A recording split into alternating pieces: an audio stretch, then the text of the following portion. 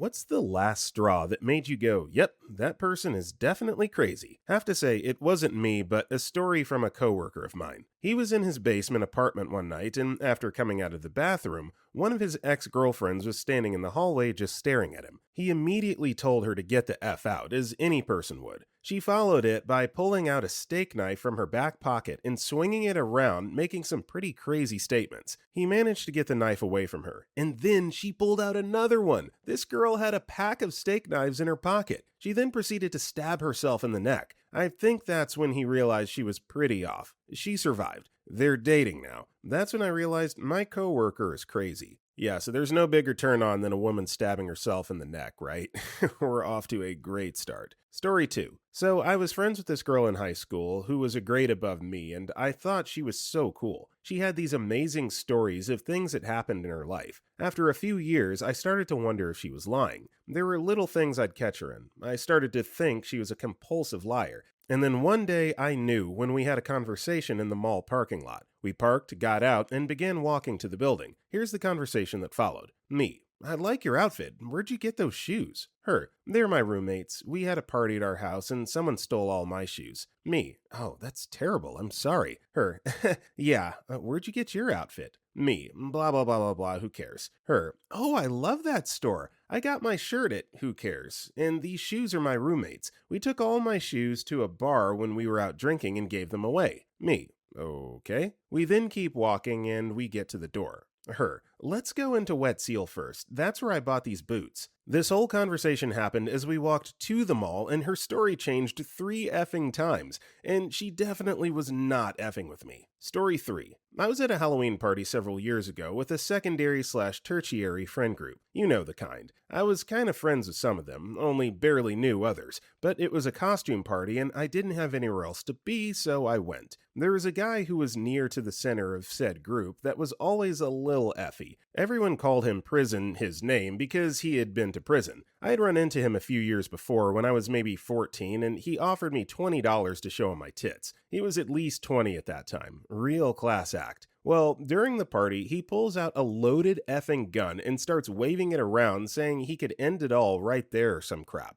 2 guys managed to get it from him. Now he's pissed and running around the house yelling. A 3rd guy steps in and decides to break down the gun. Like, one guy has all the bullets and one guy gets the actual gun. Someone else took the clip. No one else reacted. They were just like, well, typical prison name behavior. So that's the day I decided that entire circle was batcrap crazy. Edit. I've been informed that handguns do not have clips, they have magazines. I apologize to the gun community for the mistake. Story 14. My husband's cousin is the only female in the family that's around my age, so when we used to go to family functions, I tended to hang out with her. Our friendship blossomed, and she was who I consider to be my best friend. We both had 3 kids, and they all loved each other, so we just spent a lot of time together. My husband always told me she was crazy, that she would turn on me, but I just thought they grew up together and had some weird kind of sibling rivalry kind of thing going on. Her ex-husband hated her. Court cases for custody were happening all the time. It was nasty. They weren't allowed to be in the same room together per court order even.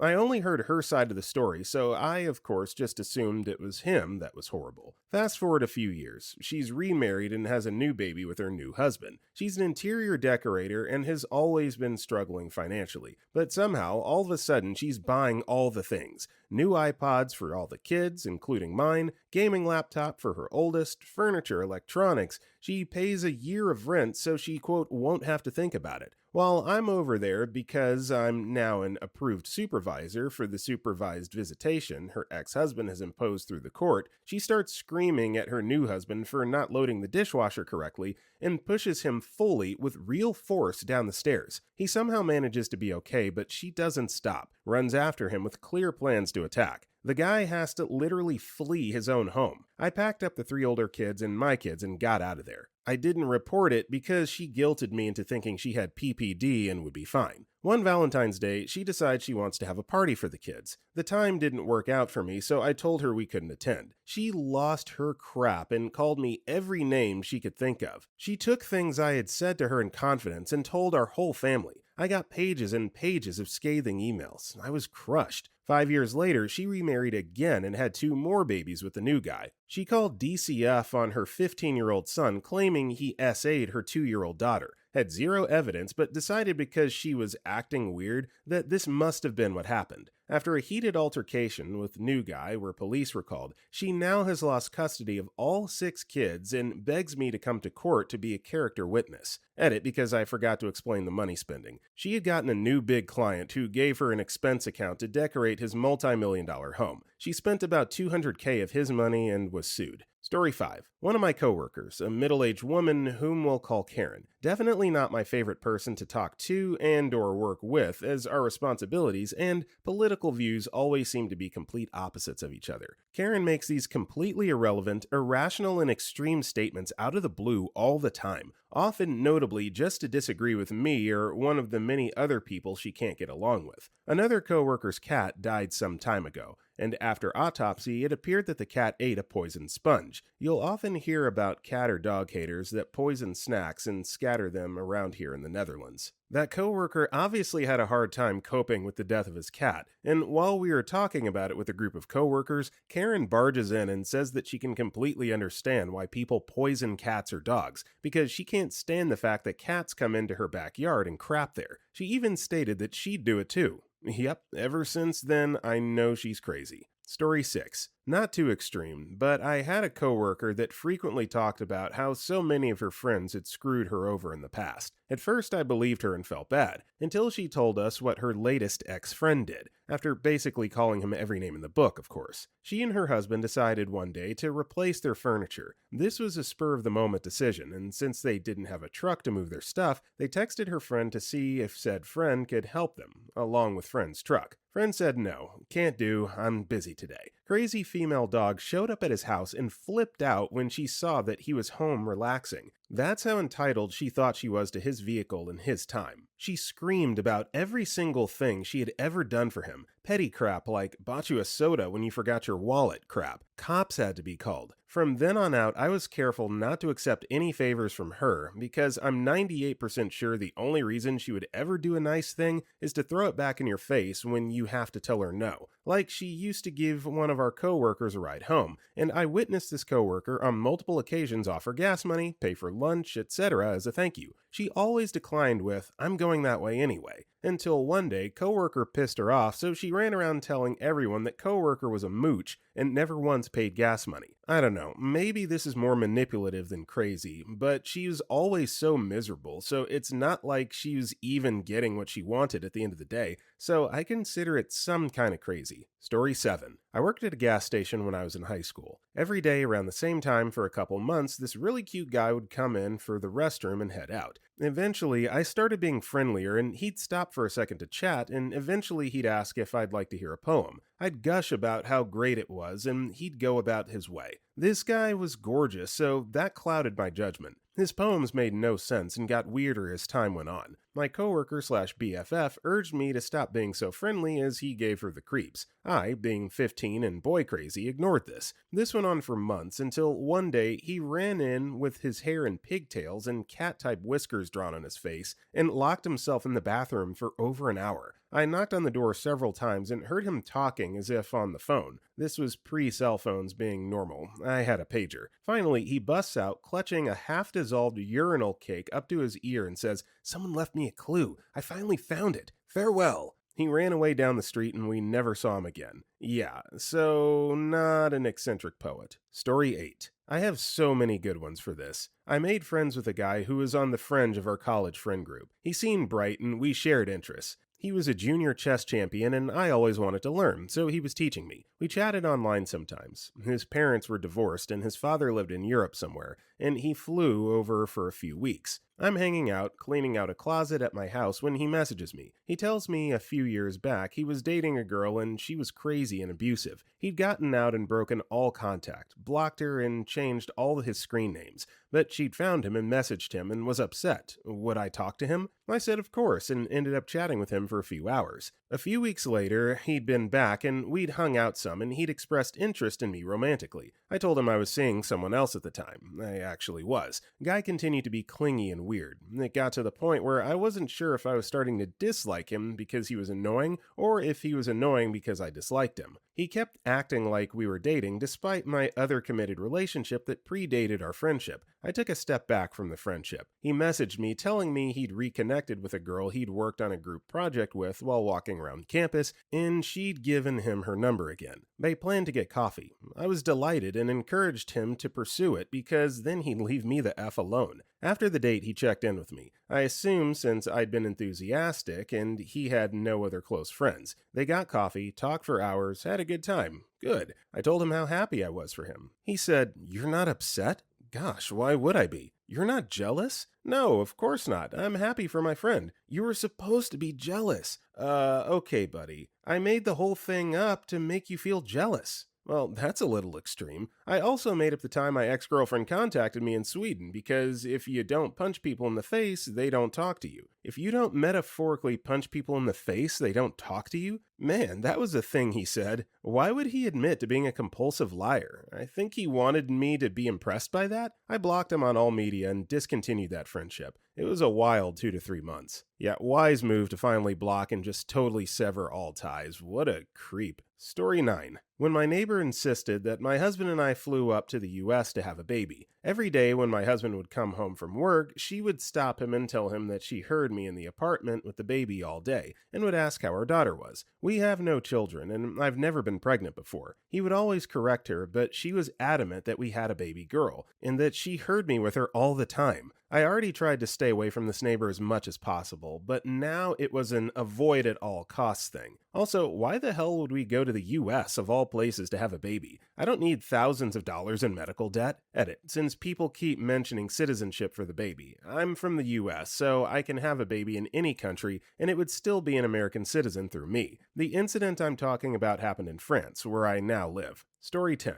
Okay, so I'm a nurse, so this is kind of a daily occurrence for me, especially when you're working in ED and dealing with people who have just walked through the door and you're trying to ascertain whether they're oriented or not. I had too many to list, but one was an elderly mother and her middle-aged son. They seemed completely normal. They often do at first. The mother was getting admitted and the son was getting ready to go home. He pulled me aside and told me his mother likes to spit in a jar on Friday evenings after she watches the news, and if it would be okay for her to do that while in hospital. Kinda weird, but whatever, she's not hurting anyone. So I said I don't see why not. I'll get her a paper cup or something and she can spit into that tonight after the news. It was a Friday. Oh no, he said, into this jar. He then presented this gross old jar, looked like an old pickle jar, about a quarter full of spit. Ugh, wrong on so many levels. Let's just say I got a real Norman Bates vibe from those two. Also, outside of work, I went to a house party one New Year's Eve when I was young.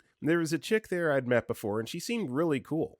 They often do at first. Everyone was having fun, but she decides she wants to go out to a club. She basically throws a tantrum until we all just give in and decide to drive her to this stupid club. She calms down in the car until we get about halfway there, and she just goes berserk saying she doesn't want to go to a club. Why couldn't we have stayed home? Why does she have to do what everyone else wants? Why are we forcing her to go out when she doesn't want to, etc., etc.? Anyway, long story short, we turned around and went back home. Once there, she tried to slash the tires of the car, tried to run me and my friend over with her car, and ended up crying in the fetal position in the gutter because no one takes her seriously. Right.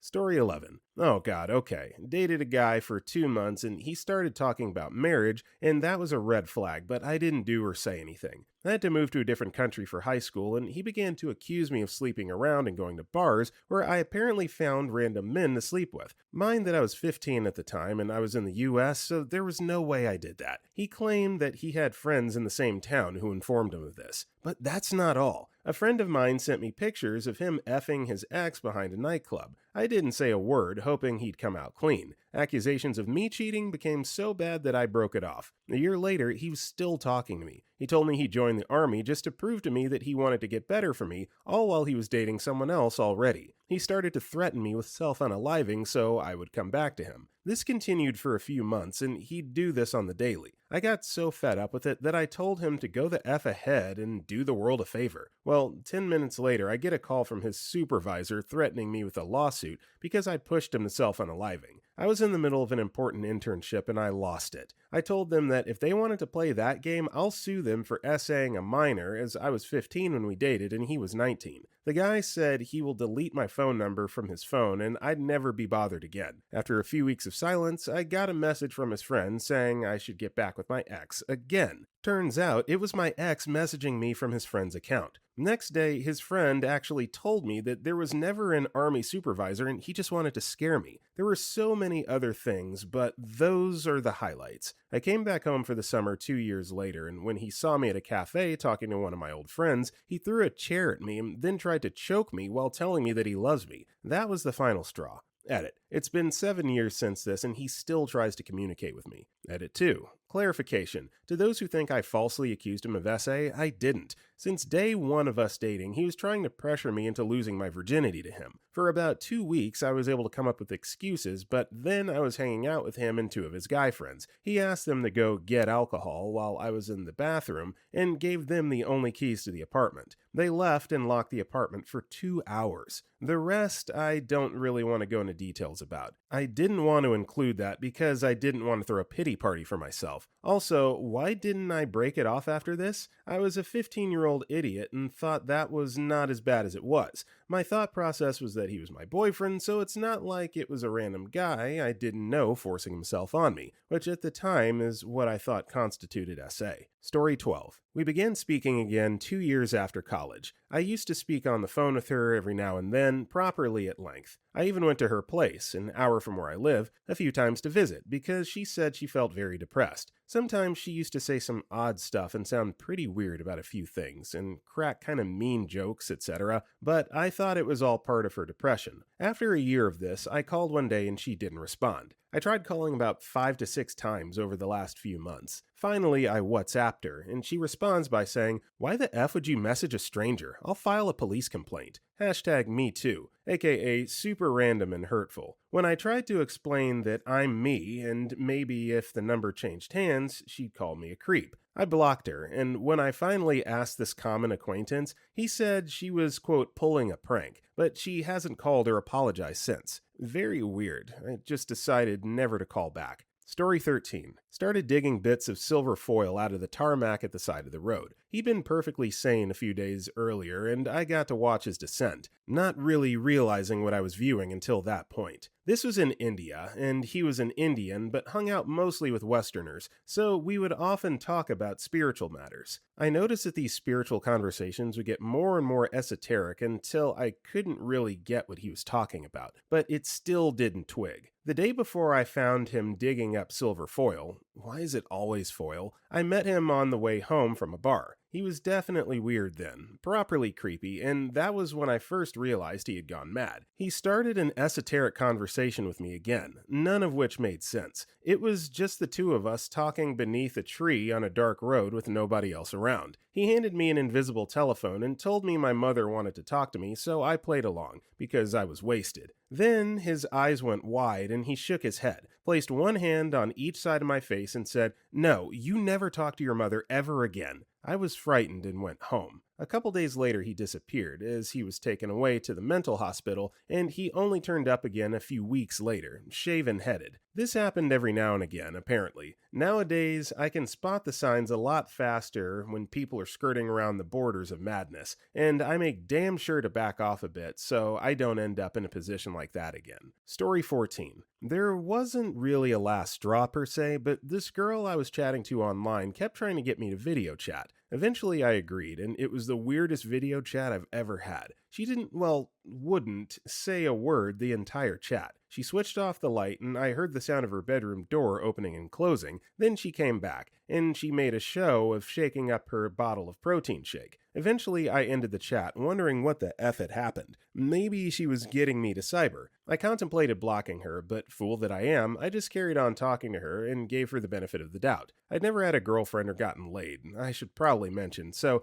I imagine this was a reason I wrote it off. One day, she randomly took offense at an admittedly clumsy attempt at being supportive to some for medical issues and blocks me. I think, well, problem solved. She's decided to leave on her own. Nope. Month or two later, she pops up and says sorry for overreacting, and now she's forgiving me for being so insensitive. By this point, my better judgment is practically screaming at me. Once again, I ignore it, and the chat continues as before. Then she wants to video chat again. I once again agree. It went pretty much the exact same way as last time. No words from her, weird actions, then it ended. I blocked her as soon as she'd gone offline. I ain't ignoring that red flag again. Edit, just to clarify, it wasn't dark the entire chat. I could hear her for most of it, and it was clearly the same girl as in the profile picture. There seems to have been a minor misunderstanding about that detail. Story 15. So I was heading out to get groceries with my roommates, and on our way out of the house, we found a homeless man digging through our trash. It was slightly surprising since it's not every day that you find a man looking for empties under your porch. We decided he was pretty harmless since all he was doing was looking around. Plus, he was actually going out of his way to clean up our admittedly disgusting parking lot of not just bottles and cans. He was sweeping dirt, weeds, and our neighbors' trash that they left unprotected under their porch, which was now swarming with wasps and eaten by animals. We got him some empties from the inside, gave him a cold drink, locked the door, and left to get groceries. When we got back, we found that he was still there after an hour and a half, still cleaning our parking lot. We were amazed and grateful, so we struck up a conversation. He seemed like a normal guy.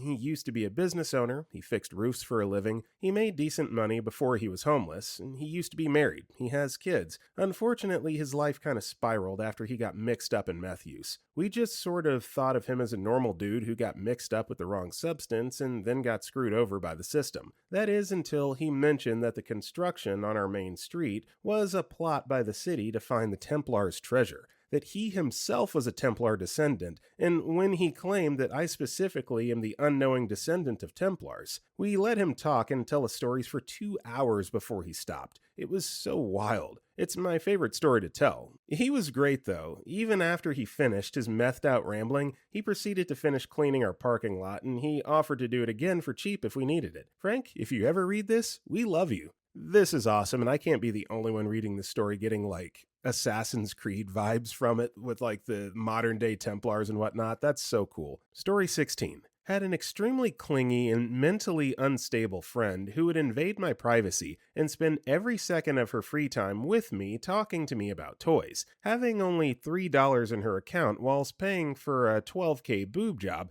and believing guys, in particular white guys, were superior were already massive red flags. I finally came to the realization of how crazy she was whilst at a hotel party. She was not happy about as it was held on a Friday instead of a Saturday. As retaliation to my friend who organized the hotel and party, she poured all 4 bottles of alcohol down the toilet and ate every hotel snack to rack up unnecessary hotel charges, which my friend was inclined to pay for. Edit, my friend was obligated to pay for. Just some clarification. She frequently would only have a few dollars in her account, which meant I had to pay for her lunch and dinners, probably worth a few $100s. I'm a full-time student, so this is a lot of money to me. The host booked a single hotel room without a minibar. We brought our own alcohol. Sorry for all the confusion and typos. I wrote this really late at night where I'm from. Story 17. We were newly married and Hub worked at an office that had one fun guy that we liked to hang out with. Call him S. Well, S lived at home and asked if he could rent out our basement apartment. It seemed like a great idea because of the extra money and he was a fun guy. It was all good for a week or so.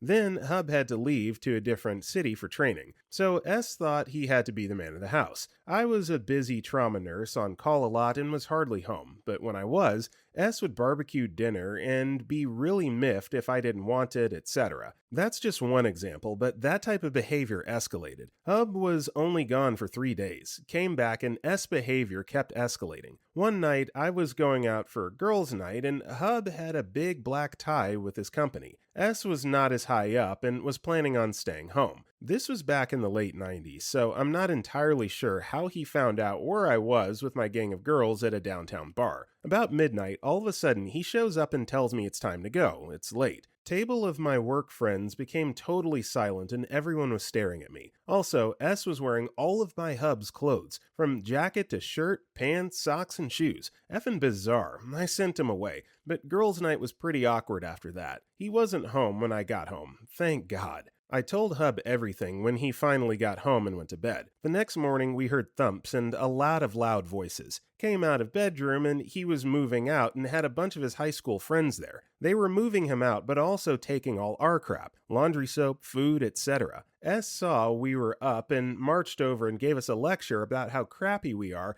and how we won't fare well without him, etc., etc., and he finally left. I know he was let go at work later on and actually feel a bit bad. He probably had some sort of mental illness, but still, very creepy experience. Story 18. My best friend's girlfriend was always a bit controlling when they were together. E.g., once made him delete all pictures of him with other girls who were just friends from way before they were together. In the end, it didn't work out and they split up. He had moved to New York and she was still London-based, and one day he had a call from her number with the location as NYC. He didn't pick up, but texted her like, WTF, I thought you'd canceled this trip. She had booked before they broke up. And she was like, no, I kept it. I thought you'd want to see me, but clearly not. Thanks for ruining my trip. Understandably shocked, he was asking her why she still came as they hadn't spoken in months, and she was being very coy over text. Eventually, he asks where she actually is in NYC, and she says, luckily I'm not actually in NYC as I would be on my own all week. You've shown you still don't care. Don't talk to me again. Turns out she'd paid to call through some company that changes your location of your call, all to make him believe she was there and check whether he would meet up with her. This was a few years ago and they haven't spoken since. She is crazy. Story 19. I met a guy in college at a bar. Seemed cool, liked his style. He started telling me all these cool things about being in the army and he was a medic. One day, we were walking past the soldiers and sailors building, and he started commenting on how many people he saw pass away in his care. His brothers, he called them. Then he cried. I pretty much knew he was lying from the start, but I know some guys have really hard times talking to girls, and I gave him a chance to kind of walk it back and forget about it once we became friends. When he started crying about the fake people he lost in front of a memorial, I was so disgusted. Real people died doing brave things here, you a-hole. How disrespectful. Then he told the truth. He didn't double down, which surprised me, probably because it's freaking obvious he was only slightly older than me. I said, I'm sorry, we can't be friends. Then the next day he sold all his stuff, so he said, to buy my friendship back. I was really struggling at this point financially. Didn't take the money, obviously. Later found out his parents were rich and he just asked them for $700. Wow. Story 20. My brother dated this girl for several years. She was super smart, getting a triple major, and also very beautiful, as she was a beauty pageant champ. She was also crazier than a bucket of hair. If I had to choose one incident that sealed that assessment, though, it would be the time she sat down next to me at a Christmas party and informed me in detail why Jews are both naturally and culturally horrible people and are systematically ruining America. I kept a safe distance from her after that. Edit. Apparently this doesn't count as crazy enough, so I'll add to the story. I was visiting my brother and her in Chicago, where they lived. We were driving to the grocery store for dinner supplies, and someone pulled in front of the car, changing lanes. Well, Crazy took that as a personal affront, so she swerved around, dangerously, so that our car was next to the offending vehicle, stuck her head out of the window and screamed, "You want to die today, a-hole?" while shooting a finger gun at the guy. In retrospect, I should have told that story first. There were just so many, and that's the first thing that came to mind. Story 21. I was in a relationship, and he steadily became more and more controlling, verbally abusive, and at the end there, physically abusive. He flipped out and body slammed me to the ground. He held my arm through a doorway and pulled it the wrong way. I thought he was going to break it. He threw a vacuum at me down some stairs, amongst the screaming and yelling, etc. Kind of realized after that this is just who he was, and there was no one day he'll understand that this is messed up and he'll be chill and love me again. He was a completely different person than who I had met in the beginning. Please, everyone, if you ever have someone confide in you that their SO is a completely different person when you're alone with them, listen. Please, everyone who's in an abusive relationship where you're being gaslighted and feel like you're going crazy, reach out. I went to my local YWCA and the lady was non-judgmental and very supportive. Some people can hide their crazy well. Story 23. Classmate gave me a ride home once because my car was in the shop. She tells a joke and it's pretty funny, so we laugh about it for a good 5 minutes. Then she keeps telling me the same joke for the next 15. Lo and behold, there's a 15-mile traffic jam on the way back. So here we are, stuck between 0 and 5 mph for the better part of 2 hours, while she's still telling me the same joke. So I pretended to fall asleep and kinda tune out into my own world behind closed eyes. But she's trying her damnedest to shake me awake, because she's not done dragging that joke through hell and back. Sorry, but I'm committed to the rule at this point. Tossing slightly, occasional light snore here and there. For all looks and intent, I'm out. She eventually pulls up to my place and I decide to finally let her wake me up, so I pretend to groggily pull myself together. Classmate goes, "If you don't wake up, I'm gonna light this on fire and poke you." I'm not paying attention until I hear the flint of a lighter being struck. Looking to my left, this girl's holding a plastic spork up in front of her face like the Olympic torch. I don't know what chemicals are in this thing, but the flame is freaking blue, and I'm staring at it in disbelief, thinking there's no way she's gonna stab me with that, right? Wrong. The next thing I know, she's yeeting the pointy end into my forearm, fire and all. My brain processes this for a good second before I yell, "What the F?" Rip the now congealing plastic out of my arm and stomp out of the car. She texts me with an apology, saying she didn't know what came over her, and I politely etch-a-sketch her from my brain. So yeah, one of my silly stories permanently etched into my arms. Like, what kind of apology is that? I'm sorry, I don't know what came over me, but, when I set that spork on fire and jammed it into your arm.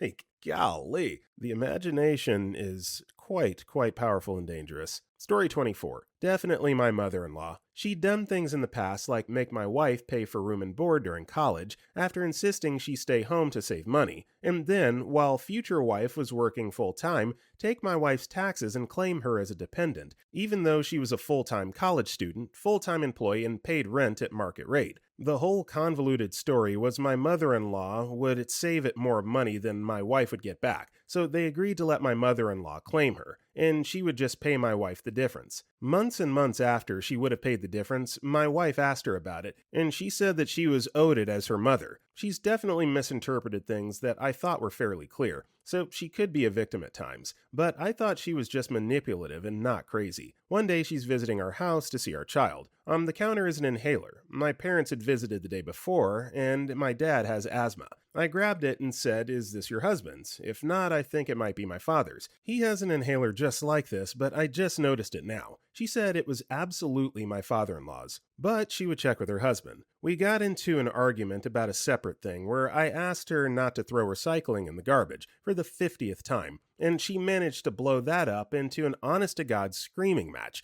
Well, her screaming, and a quiet response by me, because I was so taken aback by her insistence, I've never said anything, and when I pointed out the times I had, she flipped. So anyway, my dad texts me back the next day saying, "Yep, that was his inhaler." I text her saying the inhaler was my dad's, because it had disappeared from the house, because I guess she had grabbed it on the way out because she was so sure it was her husband's. Long story short, she starts telling everyone in the family our entire argument had started because I insisted that the inhaler was her husband's, and she insisted it was not. And then she said she didn't feel safe being around me. I wasn't aware of all this until my sister-in-law asked me what the hell I'd been doing. So thank God my wife was there for the entire thing, because my wife backed me up about how aggressively opposite her story was from reality. And after talking with relatives, and she was apparently very sincere in this, and after I corrected them, a couple of them confronted her, and she legitimately gave up every single appearance to be the aggrieved party being called a liar. Ever since then, we don't really trust her alone with the kids if we can help it. Story 25. My mother-in-law. She has always done crazy things to her family, but I realized how crazy she was during one particular incident. My husband and I were sitting outside a Starbucks with my in-laws and my husband's sister when my mother-in-law started telling this story about how when my husband was a baby and she was listening to Focus on the Family. She went on to say that the episode was about a woman who was SA'd and had a baby with my exact name, which is not a common name, with very particular details that she knew about my life and wanted to know if the story was about me. She started crying and asking if that was what happened to my mom. I was so shocked, all I could muster was, "No, that's not my story." I was so embarrassed. At this point, my husband and I had been together for 6 years. I believe either she convinced herself of this crazy tale because she wanted to figure out personal details of my life, or she just made it up on the spot because she has no tact. Either way, it just confirmed to me that she is a crazy person. We're going on 3 years of zero contact with her for a variety of reasons. It's been way better.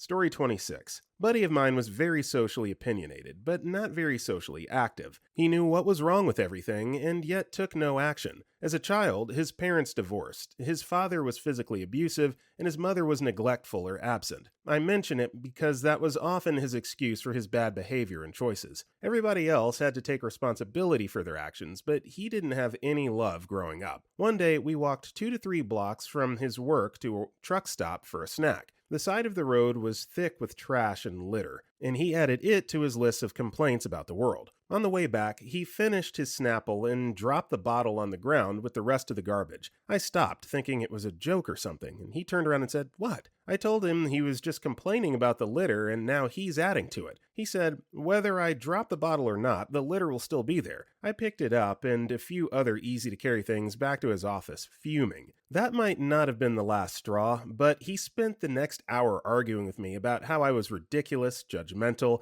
and he couldn't do anything to change the situation. That was when I realized he was not the socially aware person that he claimed to be, and we spoke only a few more times before I ghosted. Story 27. Show us highway patrol videos of horrific accidents, and then explain that they had people simply use their blinkers and brakes. These sort of things wouldn't happen. He was also very aggressive when riding shotgun in the training car, taking no issue with slamming on brakes in the middle of an intersection to prove a point. But he became officially cray-cray when, during a lecture, he asked why we shouldn't pass between 2 freight trucks on the interstate. We all answered things like blind spots, lane shifts, etc., and he actually got mad we didn't know the real answer. Eisenhower. He designed the whole interstate system so that parts of it could be used as runways during times of war. Do you think you could see a plane landing on the highway if you were between 2 semi-trucks? No, you couldn't. You'd just get crushed by the landing gear of the plane, and chances are you'd cause the deaths of everyone aboard that aircraft as well. Needless to say, crazy. And I still look up when passing between 2 semi-trucks. Story 28. She smelled something that no one else in her house could smell, and took that as absolute, incontrovertible evidence that federal agents were inside her room waiting for her. She then gave some actively self-censored but extensively researched plans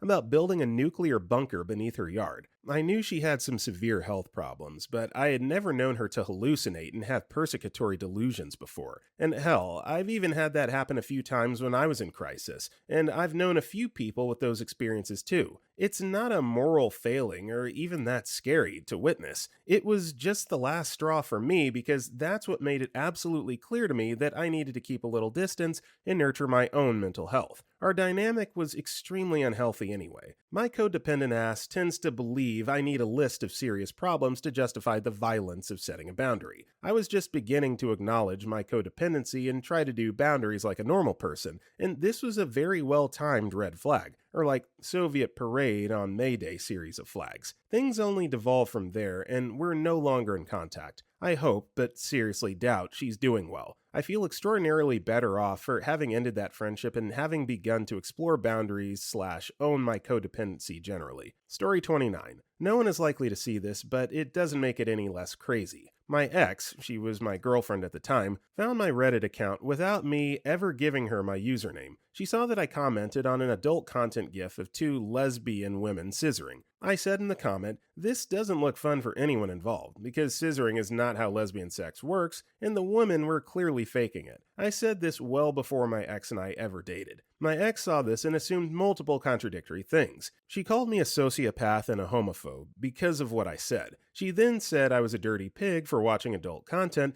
and called me the worst names in the book, accusing me of emotionally abusive behavior and cheating on her because her love wasn't enough and no man deserved her. We were already having problems, and although I could forgive her for saying those things, I certainly couldn't forget it. I broke up with her and told her I'd bring her things, saying that I did not want to speak to her in the process. I drove to her house with a couple trash bags of her stuff in hand. What does she do? When I get to her home, she comes out with a brand new haircut she did herself, a brand new red and super nice dress that she'd never worn, she didn't wear dresses a lot, and was made up. She didn't wear makeup a lot. and she keeps yelling at me the entire time I'm getting out of the car, dropping her stuff off, and she's saying unspeakably awful things. Meanwhile, I'm not saying a word. She asked me, "Why won't you talk?" And I said, "I told you I wouldn't." She says, "I know, but look at me. I'm dressed up for you." I didn't say another word. I just got in the car and drove off, with her yelling obscenities and insults the entire time I'm driving away. I didn't look back. I could not be happier that I didn't. I'm much happier now, and my partner and I have a much, much healthier relationship than either of us had had up to this point. Story 30. My sister. I knew she struggled with depression and self-harm. I knew she had PTSD. I knew she had no issues with lying about major things to get attention. But then she ran away from home to our aunt's house in Florida,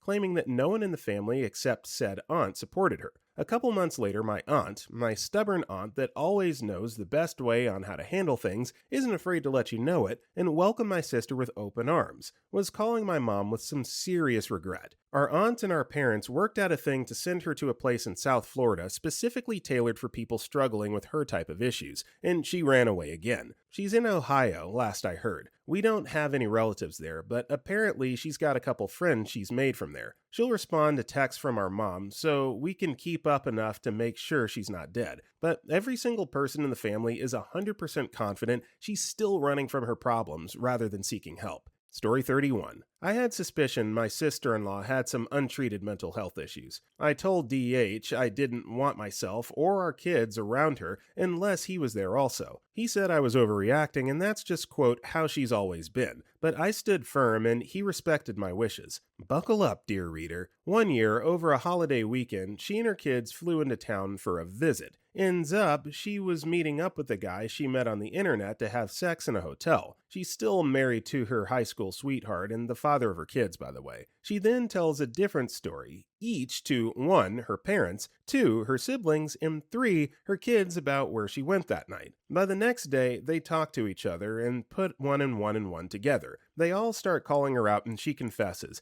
then flips the script and says the meetup was against her will, demands forgiveness from the kids and for them to not tell their dad. They refuse. She says, "Fine, then I'll just run into traffic and unalive myself," and heads to the door. Luckily, I guess, she'd put on about 200 pounds in the past year in an attempt to qualify for disability and not have to work anymore, and didn't make it far before collapsing in a neighbor's yard. Someone called 911. She got combative and they pink-slipped her. And that's the story of how my husband realized I was right about his sister's state of mental health. Story 32. This literally happened last night. My neighbor is legit crazy. I was out to eat last night and had 2 missed calls from her. She texts me and is pissed and asks if I'm on a date. I'm like, what? I'm like, no. She was like, that would be fine and dandy if I hadn't already told my boyfriend you and I were having a date. Like, holy crap, what's going on with you? Anyway, like 2 hours later, she rings my doorbell and I'll be goddamned if she won't dress up like we had a date. She's totally out of it and beelines it to my bathroom. I can hear her phone blowing up. She eventually answers and I can tell it's her BF, who's at home next door. He convinces her to leave. Awesome. I go lay down. About 15 minutes later, there's a knock on the side door. It's him. I'm like, what's up? He asks for her purse. I'm like, oh, let me look. Yep, she left it in the bathroom. I'm like, hey man, I don't know what this is all about. I got a few missed calls while I was out, and then she shows up randomly. He apologizes for it, and we're good. About 15 more minutes go by, and it's her. She's mad that I gave him her purse. Like, what the F? As I'm trying to chill her out, he wakes up. I'm like, what do you want me to do? You came here unannounced, left it, and he came for it? I'm supposed to be like, nah? Then she's like, well, are you going to let me in? I'm like, what the F? He's like, what's going on? She told me you guys are going to watch TV for 4 hours, and I know that's bullcrap. I'm like, I don't know where this is coming from, man. This is weird. I'm going to sleep. They left, haven't heard anything since. But crap, she's crazy. Story 33. On my mother's side in Korea, I have a cousin who's painfully shy and suffers from anxiety. She got engaged to a similarly shy man, and after some discussion with him, decided not to have a wedding ceremony because it would be too much for both of them, anxiety-wise and everything else. When they announced this decision to my aunt, my mom's sister-in-law, my aunt went completely bat-crap insane about the whole thing. Things she screamed repeatedly over the period of several months. How dare you bring shame upon your family? Everyone will think you're pregnant. Do you know how much money I've given out as wedding gifts to family and friends? It's my turn. Weddings are for the parents. It doesn't have anything to do with you. How dare you be ungrateful when we're giving you a pretty ceremony, etc. So, in the end, my cousin had to give in and have the wedding, and was such a tearful bundle of nerves and anxiety, she still can't bring herself to look at her wedding photos. When I got engaged, I told my parents we weren't having a ceremony. They shrugged and promised us the wedding fund money as a down payment for a house instead. I asked my mom if she thought it was shameful, and she said it would be more shameful to make me do something I didn't want. Apparently, my aunt is jeering at our decision, but my mom doesn't give a rat's ass and told her so, in many words. Yeah, mom never approved of my uncle marrying my aunt, and they don't get along. Story 34. My dad was always into conspiracy theories growing up, stuff like the government hiding things from us, etc. He was also a devout Christian and homeschooled us kids because he didn't trust the government and public school system. Fast forward to my college years, and my dad is not making ends meet with his business, and my mom cannot deal with it anymore and wants a divorce. Turns out, he found this online forum that said there was a trust fund that had trillions of dollars in it getting ready to release to the people that it belonged to. He spent days doing nothing but chatting on these forums, talking about when the system would collapse and they would never have to worry about money again. I don't want to know how much money he funneled into these forums buying cheap currencies because he thought they would revalue. And where did he get the money to stay afloat? Oh, he essentially ran a Ponzi scheme funneling money to pay for everything from naive investors. But to him, it wasn't stealing. He convinced himself that it was his money because the investor took the risk in not getting it back. The last straw now is he believes Trump and the Supreme Court are going to arrest 56,000 bad guys who have been holding the world back. Once this veil gets lifted, we will realize our true potential and start evolving. In his words, those superhero movies, we're going to have powers like those. People don't realize what the bad guys are holding back from us. Story 35. Became friends with a neighbor, fellow mom, and military spouse when I lived in San Diego. At first, she seemed so nice, a bit reserved, but friendly and helpful. She became friends with the whole group of friends I had established there. Over the course of time, she began opening up. She told us she had PTSD. She had been a police officer in Virginia when one night she and her partner got shot at. She sustained an injury to her shoulder/breast. Her partner unfortunately passed away that same evening. A few months later, she called me crying. She said she had just found out she had non-Hodgkin lymphoma. Her husband was deployed at the time, so my friends and I rallied around her, cleaned her home, brought her meals, ran errands for her, watched her children, and so on. Hell, we even pulled/raised funds to send her and her hubby on a mini vacation in Napa Valley when he returned from being overseas. Long story short, things started not making sense to a few of us. She refused to let any of us take her to her medical appointments and insisted on driving herself. She became demanding and very ungrateful. We noticed that she didn't exhibit any signs of someone with cancer and going through treatments. I began doing some research and found out that she had never even been a police officer. She had told coworkers at her former job, 911 dispatcher,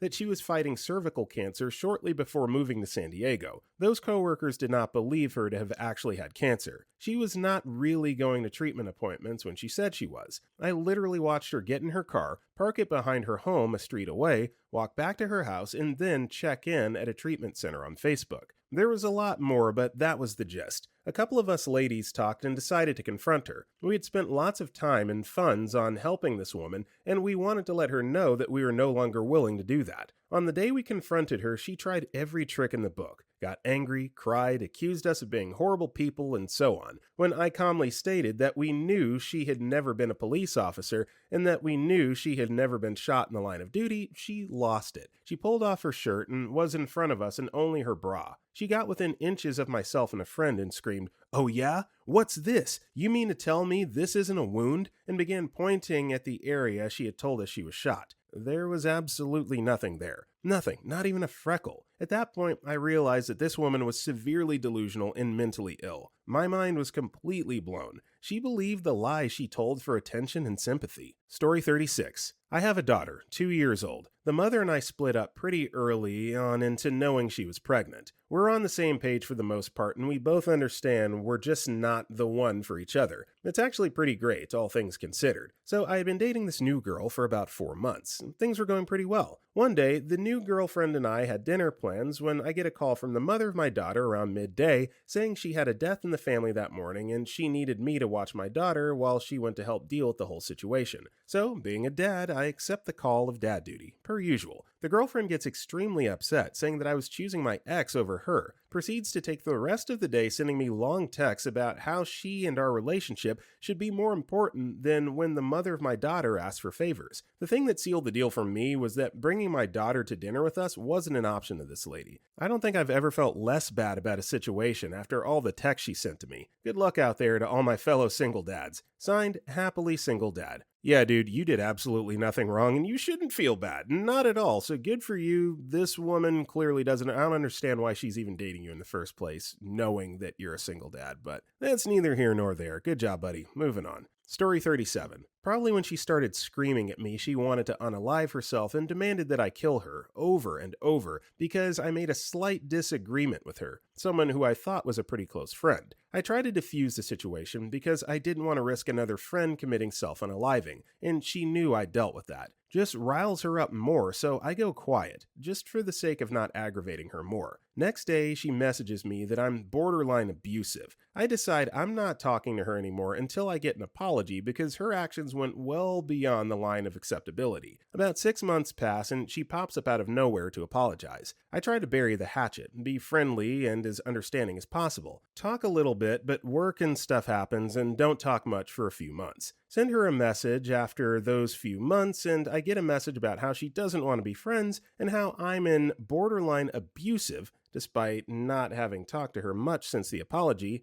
and her not reaching out either, and how she needs to cut out terrible influences. I feel like she might have been projecting her hate for the things her BFs did onto me. I really don't know. None of this made sense and has really effed with my mind. There was just no consistency to the way she treated me in the last year. What a effing mess to have gone through. Story 38. When my crazy upstairs landlord was ripping me off, so I had to take her to tribunal to get the money she owed me, as she didn't want to hand it over. I win, as I have all the evidence and it's obvious she was doing the wrong thing. Her dad cuts me a check right in the courtroom. I might add, while in the negotiations rooms after our session, he basically got so mad he lunged across the table to grab me by the throat. I'm female, by the way. He got escorted out by security after that. Next minute, I'm back at tribunal for damages to the house for $10,000. The crazy female dog filed bullcrap charges because she was pissed I won the last case. The judge basically asked her to provide evidence like photos and receipts, which she couldn't because she was making it all up. The funniest was when she demanded $5,000 for me parking in her driveway like 5 times.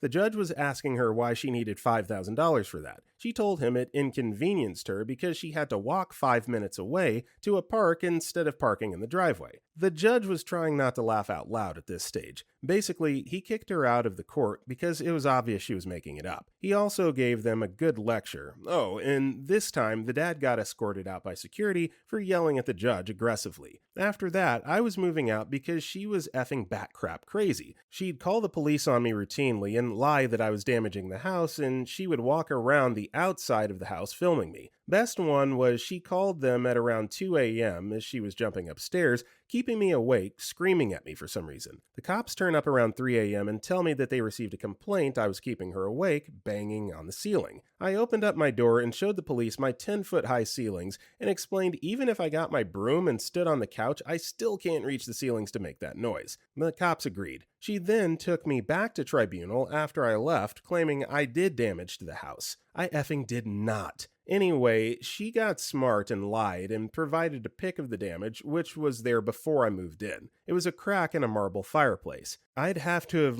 got a jackhammer to make that crack, as it was solid marble. She won this case despite me pointing out all the holes in the story. I was livid, but decided not to appeal as I wanted to be done with this crap. After the case and I moved out, she'd call me up demanding to know my new address because she needed it for some bullcrap excuse. Ah, no way, crazy lady. Blocked her number for good measure. Edit. Also, bonus batcrap crazy points for trying to tell the judge in the second case she had cancer. She did not. Story 39. Well, it was one night that was a handful of last straws. Suspected crazy girl I was dating decided it would be a good idea to try to knee my roommate in the balls while the three of us were standing in a bar talking, only to deny it seconds later. Then she did it again, and yep, denied it again. Basically, that was it for me, and I somehow got her to leave. We were heading to a big ski movie slash party at a theater down the street with a huge group of friends, and since I decided that was it for her, I sold her ticket. In the theater, I thought all was done and gone. That was a big nope. In she walks, looking visibly crazy, and she started making a huge scene before the show started. In an effort to remove the chaos from the public, I decided to leave with her, foolish,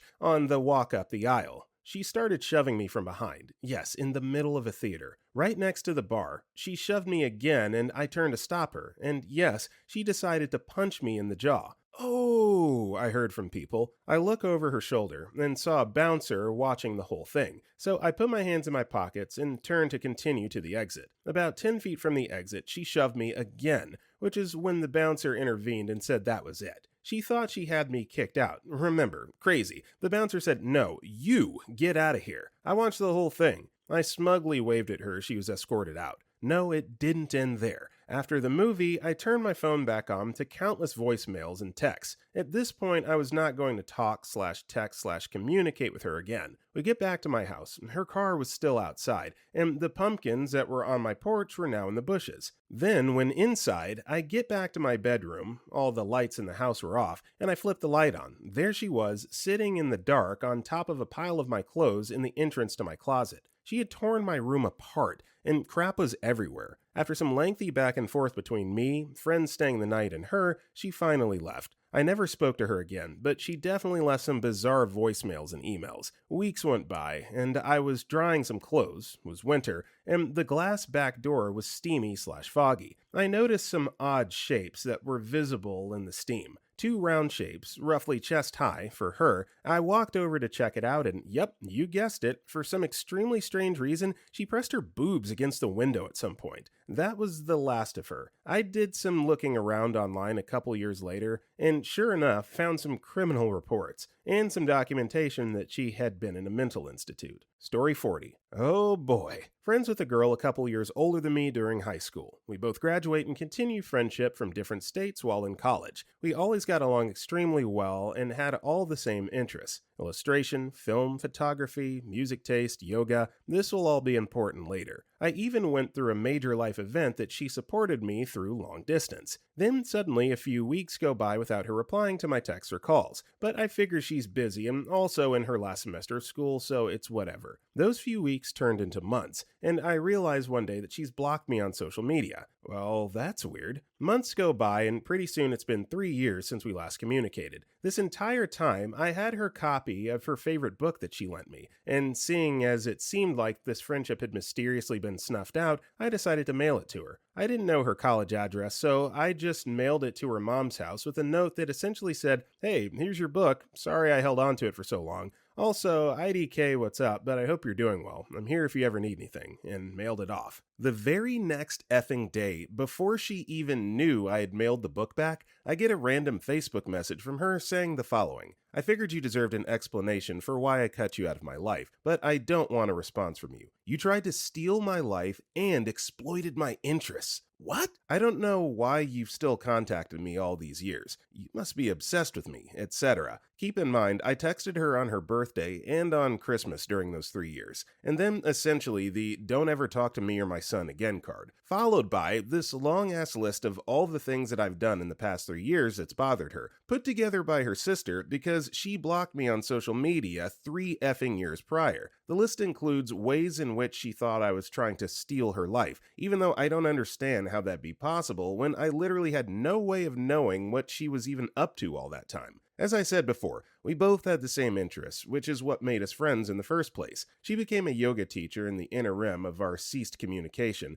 and went off in her message about how I was exploiting yoga because I practiced at home and wasn't a certified instructor. LOL. She finishes the message by telling me not to reply and never to talk to her again. Obviously, I'm not about to let someone come out here and accuse me of crap I didn't do, and then not say anything in return. So I message her back with, "What the F is wrong with you? Why why wouldn't you share these blah blah blah blah blah 9 years ago? Long story long, she blocks me again immediately, tells all of our old mutual acquaintances that I'm a stalker and that I'm obsessed with her, even though they probably know more about her than I do. I move on with my life, because why the F wouldn't I? 3 more years later, her husband purchases a handmade necklace on Etsy for her birthday, one made by, surprise, me. He has no effing clue, so I LOL and package it up with my standard hand-painted thank you note. Nothing out of the ordinary for me or my business. Her birthday comes, and the night of her birthday, I get the most awkward message on Etsy from him demanding a refund. I give him my return policy and suggest that I'll gladly refund the cost of the item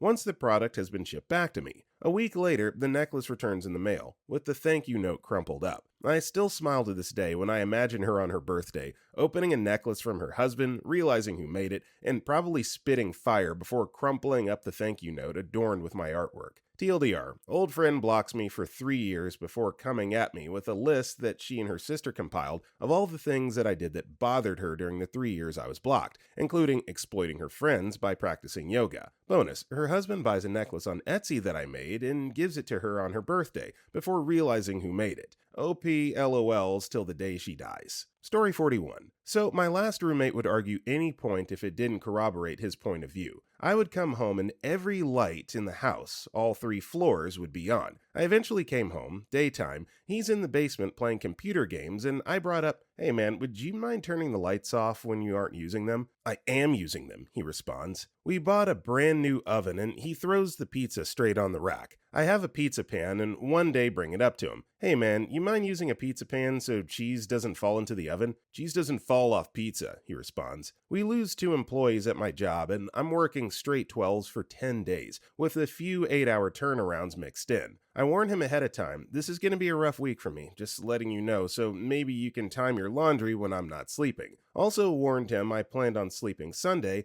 because my first shift was on Sunday night. Roommate ends up on roof hammering all day Sunday. Monday, he calls in sick and invites a girl over. He wears shoes upstairs, which he normally doesn't do. He does laundry all day Wednesday. I end up staying at family member's house for the next 7 days. I was explaining positive/negative pressure. He stops me, says negative pressure can't exist. I realize he's referring to absolute pressure while I was referring to gauge pressure, so I explain the difference. He patiently listens and then responds about how his professor said you can't go below 0 pressure, so I'm wrong. So every single issue is like this. I'm kinda losing my crap and I know we can't converse. So I write a letter. Basically tell him we're terrible roommates. It doesn't matter really the reasons and he can't talk me out of it, but we have to go our separate ways. He can do whatever he wants with the place. I'll take it over or he can. He sends me a text. Hey, I got your letter. What does it mean? I did question his sanity at points, but it was at that moment that I knew he was bat crap crazy. Story 42. This happened a year ago. We've all known my sister has issues, but never got a diagnosis, and everyone has just kind of enabled her crazy since forever. My sister is almost 40 and has a strong hatred for my fiance that is baseless. After not complying with my sister's demands that I break up with her, things escalated over time. My sister would spread rumors about my fiance. She would be rude to her overtly and then expect me to just be okay with the fact that she treated my fiance, girlfriend at the time, so horribly. Eventually, I let my sister know how I felt and basically called her out on all her bullcrap. As I'm reading a letter that I wrote, I see a fist flying towards my face out of my periphery and dodge it. Before I realize my sister just tried to deck me in the face, I get hit with the left. Stunned at what was happening, I step back thinking, well, she got that out of her system. Clearly she's not going to continue attacking me. I, of course, was wrong as she continued swinging at me. Now, I'm 6'5", 220 pounds, athletic, strong, and could whoop the crap out of my older sister if I ever wanted to. She's 5'9", 290, and a chronic smoker, and never worked out a day in her life. So while my sister is swinging at me, I calmly put her in a headlock, slink my weight to the ground, and essentially hold her on the ground, yelling, "Christine, stop! Christine, stop! Christine, stop!" And after a minute of raging and flailing on the ground, she calms down enough for me to get up. As soon as I get up, she gets to her knees and continues to swing at me. The next morning, my sister sent numerous Snapchats to my family admitting that she punched me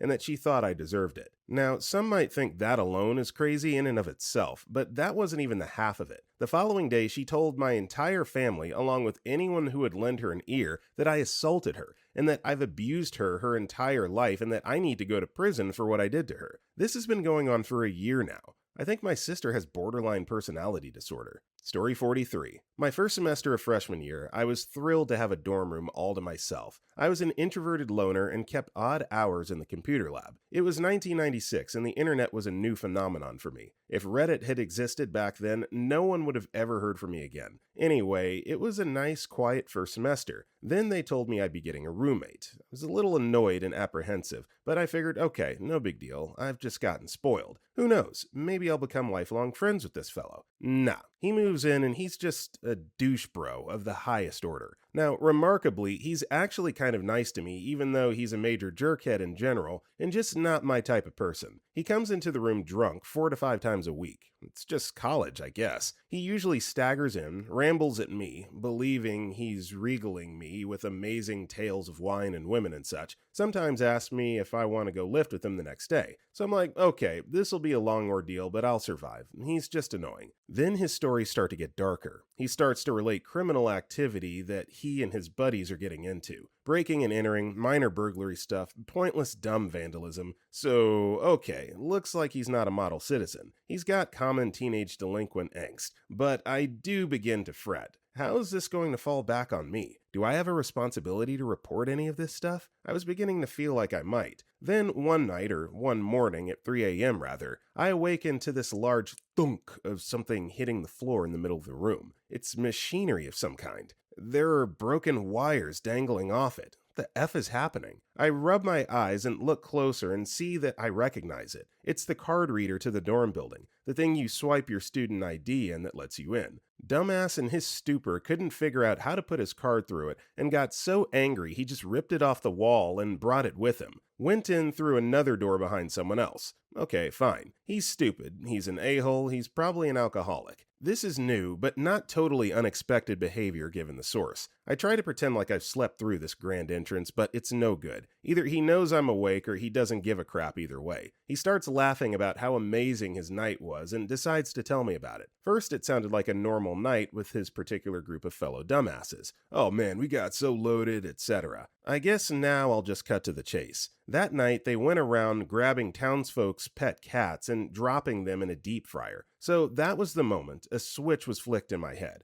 Oh, nope, this guy is not a normal dude, bro. He's a psychopath. I did not sleep after that, worried about when I would go to the police and how it would go. Turns out, I did not have to worry about when. At about 7 a.m., the police started banging on our dorm room door and threw it open, having obtained a key. Turns out the idiot had actually successfully swiped his card through the machine, and his was the last card through before it went offline. The police separated us and asked me if I wanted to make a statement. Yes, in fact, I did. So I went down to the station and filled out a statement. An entire page, front and back, just listing things he told me he had done. The police worked with the university and got me moved to another dorm. I always joked I was going into witness protection. I went back a week or so later when I was sure he wasn't around to go get all my things so I could move out, and he had destroyed a lot of it. Bleach on my pillows and sheets and comforter, slashed them with a blade of some kind, tore up some comic books, ruined the posters on my wall, etc. Luckily, I'd already gotten most of my clothes and toiletries out. I wound up transferring schools for unrelated reasons, and I don't know what happened to his criminal case or what happened academically. I tend to believe he skated off pretty easily, but that summer, for some reason, he decided to write my parents a letter. It was the biggest Eddie Haskell load of bullcrap you've ever seen. Mr. and Mrs. Dave's folks. I tried the best I could with Dave. I wanted us to be friends, wanted us to go to church together, etc. My parents didn't buy any of it either. I don't know what he was wanting to accomplish with it. I decided to look him up on Facebook a couple years ago. Perhaps apropos, he had a MAGA hat on in his profile pic. Story 44. When I was in 10th grade, middle of the school day, my mother texted me a picture of my grandfather's truck, overturned and smashed on the highway, emergency vehicles all around. No accompanying text, just the picture. She didn't answer any of my calls or texts, and I couldn't get a hold of either of my grandparents, so I was losing my damn mind. I tried to reason that if my grandfather was seriously injured, everyone would be at the hospital with him. So maybe that's why I couldn't get a hold of them. I sent increasingly panicked texts and voice messages throughout the day, none of which she deemed worthy of a response. When I finally got home 5 hours later, she was sitting on the couch eating popcorn and watching a rom-com. I freaked out and demanded to know what happened. She made a big deal of sighing and pausing the movie I was so rudely interrupting and said, "What's your problem? Grandpa's fine. I just thought it was a cool picture." Ugh, you're so dramatic. She told me she had texted me that picture, then turned her cell phone off, and then she grounded me for checking my phone at school. So yeah, I don't know if this is intentional trolling or if she's truly that out of touch with why that would be so alarming. To send your text, not only to send the text, but then to cut your phone off and just like leave the recipient hanging like that, that has to be intentional, right? Story 45. When I was a kid, maybe 15 or so, I met this guy who was a bit younger than me, maybe 14, I don't know. Anyway, he was a friend of a friend, and we all hung out one afternoon. He seemed a little off, but nice enough. Well, he immediately got obsessed with me. He would send me messages like just lying on the bed, throwing knives at the ceiling, and hoping they don't fall back down and stab me. He started to really creep me out, but the final straw was when he told me that he had sat outside my house for 4 hours the day before, hoping I'd come out. He just sat on the curb and smashed rocks for 4 hours, hoping to confront me. That did it. Knowing that he stalked me in my own home after I already had tried to get him to back off told me that he was seriously disturbed and was not going to respect boundaries. I was terrified, and I remember it being the first time as a girl/woman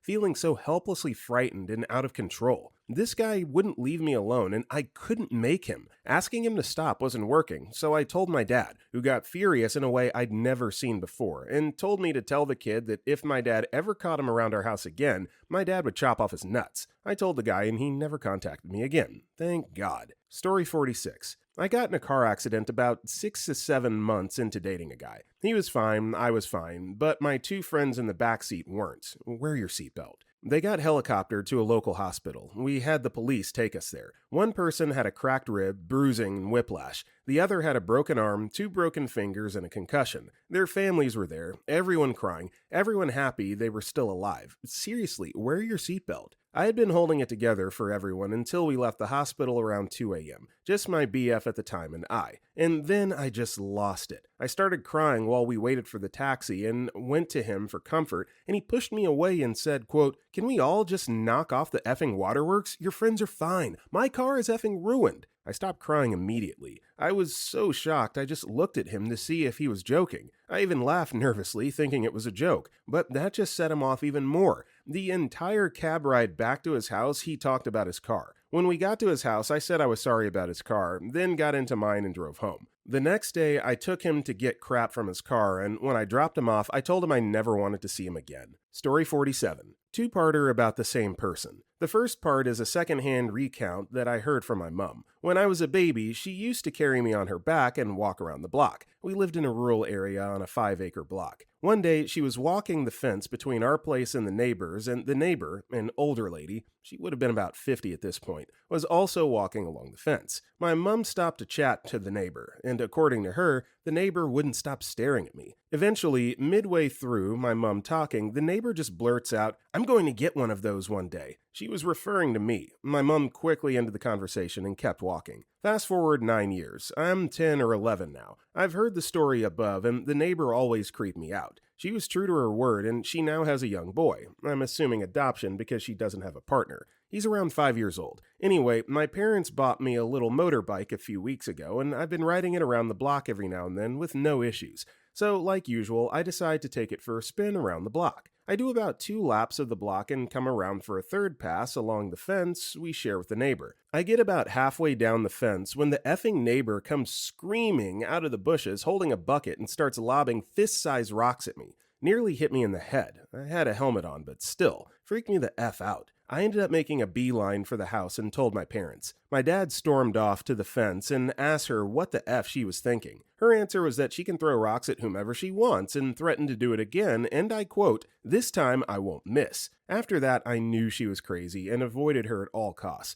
Because someone will probably ask if we called the police. The answer is no, and I still don't know why my parents didn't. We even had family friends who were police officers and told them the story at a later date. They said we should have made a police report. Story 48. My boyfriend had a close friend who lived in another state when we met. I had heard so many great things about him that I was excited when he moved back 2 years into our relationship. Unfortunately, the excitement ended nearly as soon as he got in town. To my eyes, it was immediately obvious that he was narcissistic and constantly asserting dominance over my boyfriend, but he didn't see it. The friend had been there for my boyfriend during hard times in the past, and my boyfriend's a very loyal person. A few months of their dysfunctional friendship passed, during which the friend would openly flirt with me, tell my boyfriend what to do, and generally just commandeer any interaction he had with anyone. I was getting to the breaking point with the friend, but tried to just go along to get along. Finally, there was an incident that even my loyal boyfriend couldn't overlook. Boyfriend was getting a haircut and received a phone call from the toxic friend. Obviously, he didn't answer because haircut. Toxic friend proceeded to call him several more times and then resorted to texting hateful things about how my boyfriend's a crappy friend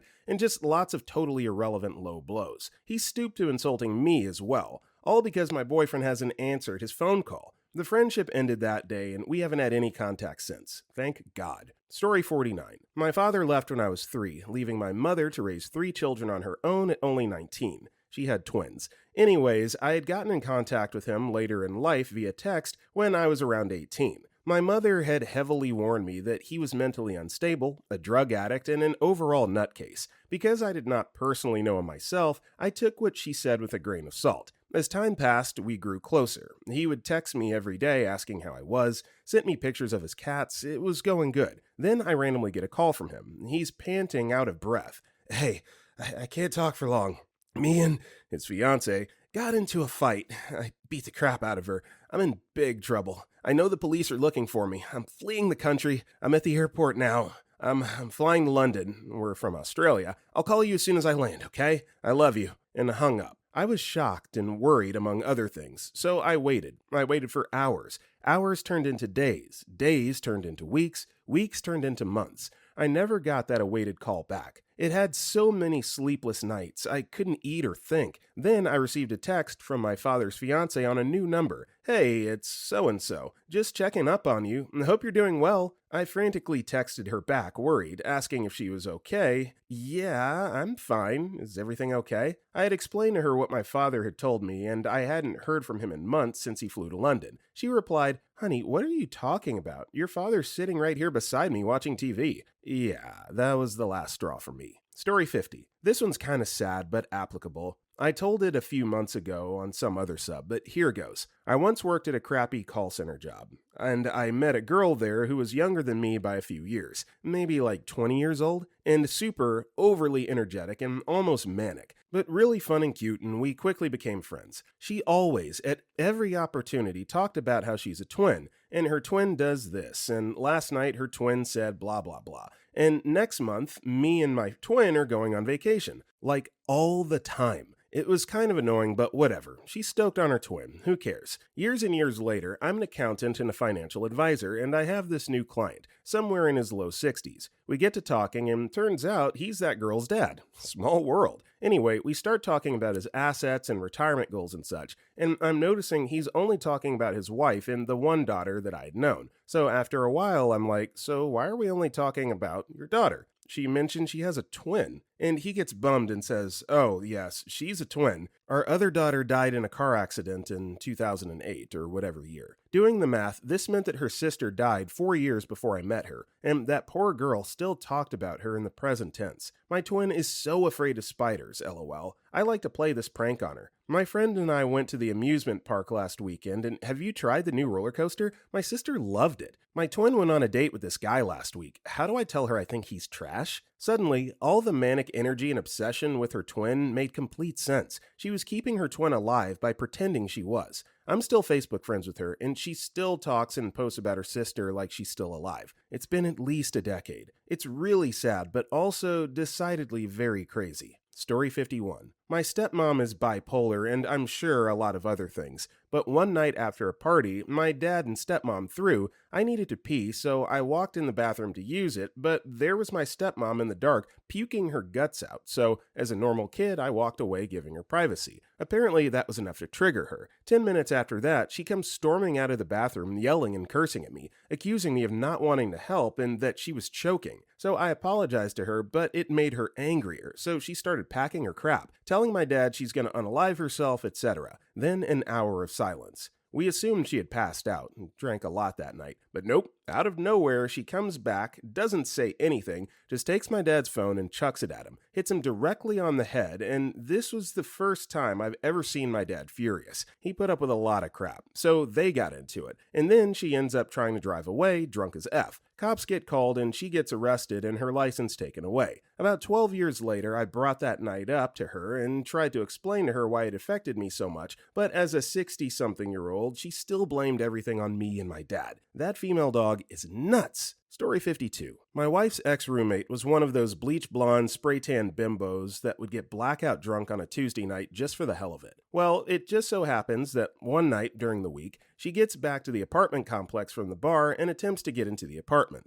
The thing is, it wasn't her apartment, but it looked similar since it was on the same floor/location in another building 3 buildings over. So she's pounding on the door. No one answers. So she takes it upon herself to climb over the balcony and break through the sliding glass door. She must have realized after a while that this was not her place, and booked it out of there, after leaving the place full of broken glass and blood from her hands and arms that had been cut up from breaking the sliding door. She finally makes it back to her own apartment, manages to barely clean herself up, and passes out in her room. The next morning, we get a knock on the front door from the police asking for Bimbo. She comes out of her room, wearing the same clothes she wore the night before, covered in blood, and is arrested on the spot for breaking and entering. It turns out that the neighbors that lived above the spot that she broke into watched the whole thing go down and were yelling at her the whole time that she's in the wrong place. Apparently, she politely told them to go F themselves before breaking through the sliding glass door. The thing is, the neighbors had no idea who she was but called the cops when they saw her running away. The neighbors couldn't identify her, but when the cops came to search through the broken-into apartment, they find Bimbo's wallet and ID sitting on the counter, which she had left in her drunken stupor. I have a couple other crazy-ass stories from this chick, but after college, she hastily got. Story 53. I had a dog before getting into a relationship with my ex. She always made the statement of, "It's your dog, so you take care of her." I need to mention that we do have a child together by this point in time, or I wouldn't have been going back at all to notice this. Anyways, so we're going through a bit of arguing in the relationship, and I wind up moving out, but spend the odd night and am still driving my son there after daycare, etc. on her time. Our bedroom was in the basement, as was my dog's crate. I go to put laundry in, and there's a rancid smell. I notice that there's a tied-up bag beside my dog's crate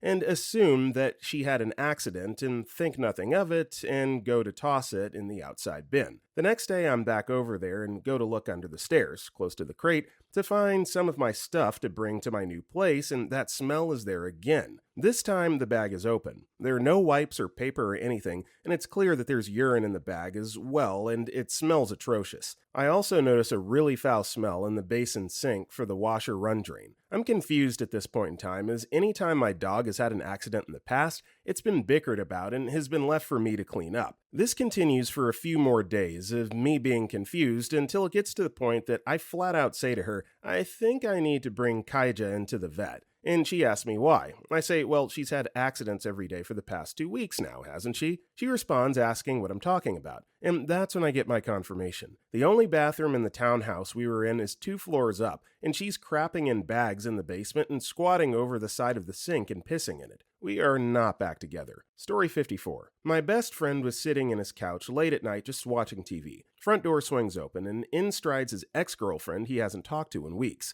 She was fully immersed in a conversation, casual and friendly. She continued talking, closed the door behind her, and strolled toward the bathroom. His initial stunned reaction was, "What the F?" Then, after a moment, he realized that she was having the conversation with him. She was prompting him for responses like, "You know what I mean, Ben?" Amid sporadic laughter, like they were besties. She had a very distinctive laugh, more like a cackle. He went to the bathroom and found her trying to take her clothes off, like she was getting ready for bed. She continued with the weird one-sided conversation, but he managed to get her out of the house quickly. He was clear that she was not welcome, and that it was and had been over for a while now. The next day, doors now securely locked, he's sitting on the couch again, watching TV. The handle jiggles, the familiar cackle follows, and the casual statement of something like, "Oh, you're silly." Lights were off, TV was on, street lamps cast shadows on the windows from the outside. A slender 5'4" silhouette stopped at each window, then eventually tried to dislodge the window air conditioner, all while having a low but casual one-sided conversation. My buddy is 6'2" or so, 250,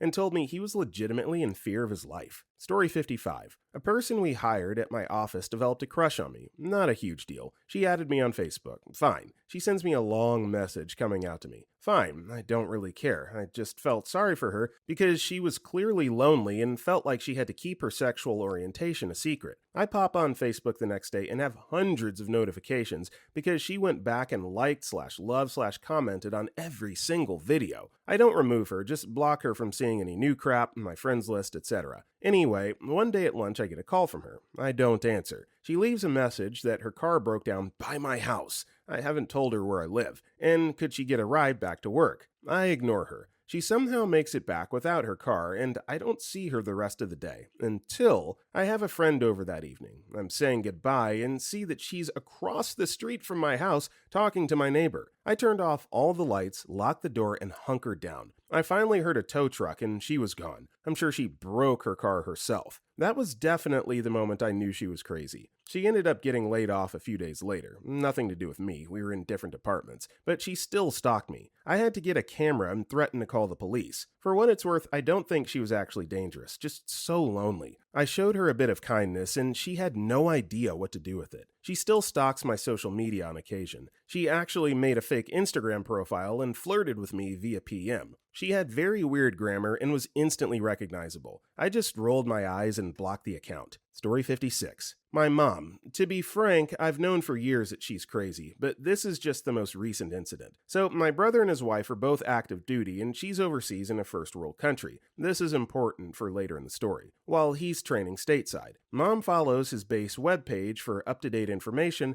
and recently there was a tropical storm that passed by. His base's webpage reported that a base to the east of them was hit and cleanup began. When she called and he didn't have reception and he didn't respond to her text right away, she was convinced he was dead. Because a different base was affected by the storm and that base didn't report any injuries or fatalities. She calls me back after she had talked to him on the phone and she was crying hysterically. She said we needed to check in with her weekly so she knows we're alive. I told her that if my brother died, she's in the best possible position to be notified because he's in the military. She'd find out within 24 hours. Her response? No, I won't. When he was single, they'd call me. Now that he's married, they'll just tell his wife. I responded, okay, well then after she finds out he's dead, she'll tell you. No, she won't. I called her, stateside phone number, but she's overseas, and her phone didn't work. I'd previously been stationed in the place she is now, so I told my mom that she isn't in a third world country. She has access to every technological advancement that's also in America, and if she can't call, she'll email. Response? She doesn't have my email address. At this point, I'm done. So I say, you know what, you're right.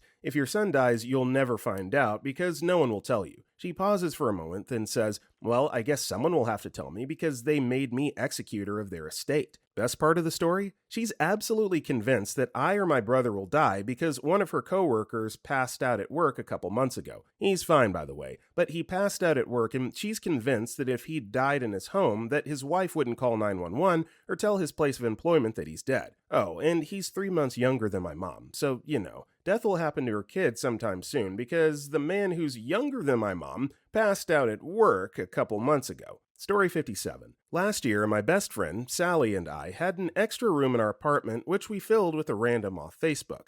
Girl, Amanda, seemed fine at first and we got along pretty well. She mentioned having struggles with mental illness and prescription drugs, but seemed to have moved past it. As our lease went on, it was clear Amanda wanted to be on the best friend level I was having with my Sally, my BFF of 5 years. We went out one night, as per usual, didn't think to invite her, and when we came home, Amanda started lashing out at us, yelling from behind her closed door, calling us idiots, female dogs, mother effers, etc. Then the next day, it was like nothing happened. One day, Amanda was gone and had her door open to her room. I'm effing nosy, so I peeked in. The place looked straight out of Hoarders. All her crap was just thrown around the room, completely disheveled. She had scribbled gibberish, scratched all over the walls in black ink, and torn up magazine ads pasted all over. That's when I thought, The final straw was one evening when Sally went out with one of our neighbors, Gary, who we became great friends with. Sally said she would try to meet Amanda out that night, but guess what? She got too sloshed and didn't end up meeting with her. I was out working and rolled up to my apartment around 1 a.m. Sally plus Gary were down to go out with me, so they were waiting downstairs for me. When I finally rolled up, I found Sally bawling her eyes out on the ground and our Gary comforting her. They relayed to me the horror story which just happened. Amanda had come home and gone bat crap on Sally, yelling and just being a total crazy person. This all sounded horrible to me, but I knew Sally was an emotional drunk, and surely Amanda wasn't that intense to make her cry like that. So I went up to our apartment to check out the situation. Sally was literally holding on to my leg, begging me not to go up because she was terrified Amanda would hurt me. When I entered the apartment, I found broken glass everywhere. Amanda had smashed the mirrors on our wall and thrown our snow boots up at the ceiling, which smashed our light fixtures and light bulbs. I was so effing shocked. I just said, "What the F?" And immediately Amanda emerged with crazy raccoon-possessed eyes, yelling at me, saying how Sally was such an idiot. I said, "Okay, but was this necessary?" And she simply replied, "Absolutely," and went into her room. I should have called the cops, but instead, my friends and I huddled in the stairwell by our unit. Amanda heard us, apparently, so she came back for one last screaming session, and then slammed the door so that everyone in the building could hear what a freak she was. I was finally able to get her to move out, but she was very reluctant. I had to email her mother a description of this event along with photo evidence of the damage she caused.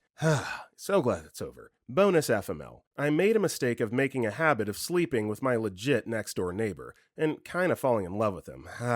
While my gang was in the lobby stressing out about all this, he walked in with a new girl to F. Also, Gary has a huge crush on me, so while we were on the stairwell freaking out, I'm complaining about my neighbor effing this new girl, and Gary is all, "You're way prettier than her and too good for him." Turns out my neighbor heard all this as we're in the stairwell right across from his unit. So awkward. It was a truly wonderful evening. TLDR, my random roommate turned out to be an aggressive psychopath. One night she lost it, broke all our crap, and the neighbor I was sleeping with witnessed it all when he came home with a random one-night stand. My heart and belongings broken all in one night. Thanks for reading this saga. Story 58. Girl I met on Tinder. Yes, I'm aware of how ironic that is. Went and got food with her one time and realized it wasn't going to work. The next day she put on social media she had another date that wasn't me, and I was like, perfect, we can both move away now. She blocks me on everything for some reason later that day, and I was confused, but I let it be. She later messages me on Tinder, the only place she didn't block me, so I unmatched her. She ends up unblocking me on social media and starts freaking out on me for unmatching her. I'm beyond confused, block her myself. She gets on another account and starts doing the same thing. By this point I'm freaked out, block her again. She ends up pulling my phone number back up and starts texting me. I block her number. She passes my number to her mom's phone and starts trying to contact me there. I block that too. For the next few weeks, she tries 6 other phone numbers belonging to her friends and coworkers trying to contact me. She even parked next to me in my parking lot at work, and when I came outside, she was asking why I hate her. I finally told her that this is basically stalking and she needs to F off. I might die to a crazy girl from Tinder. Okay, so first of all, this isn't basically stalking, this is absolutely 100% unequivocally stalking. So yeah, if this continues, you need to call the police. And also, Tinder kind of comes with the territory, right? So,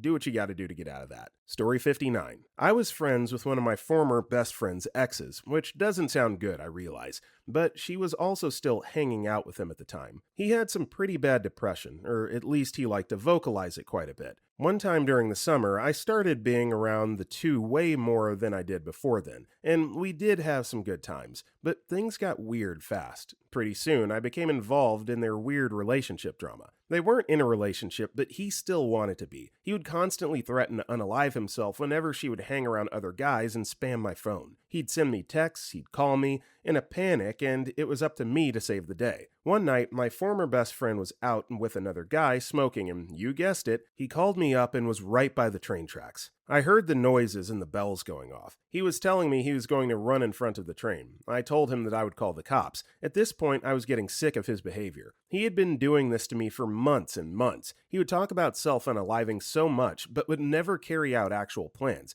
Just tell me that he wanted to die constantly. After threatening to call the police, he said, "Oh, hey, I feel better.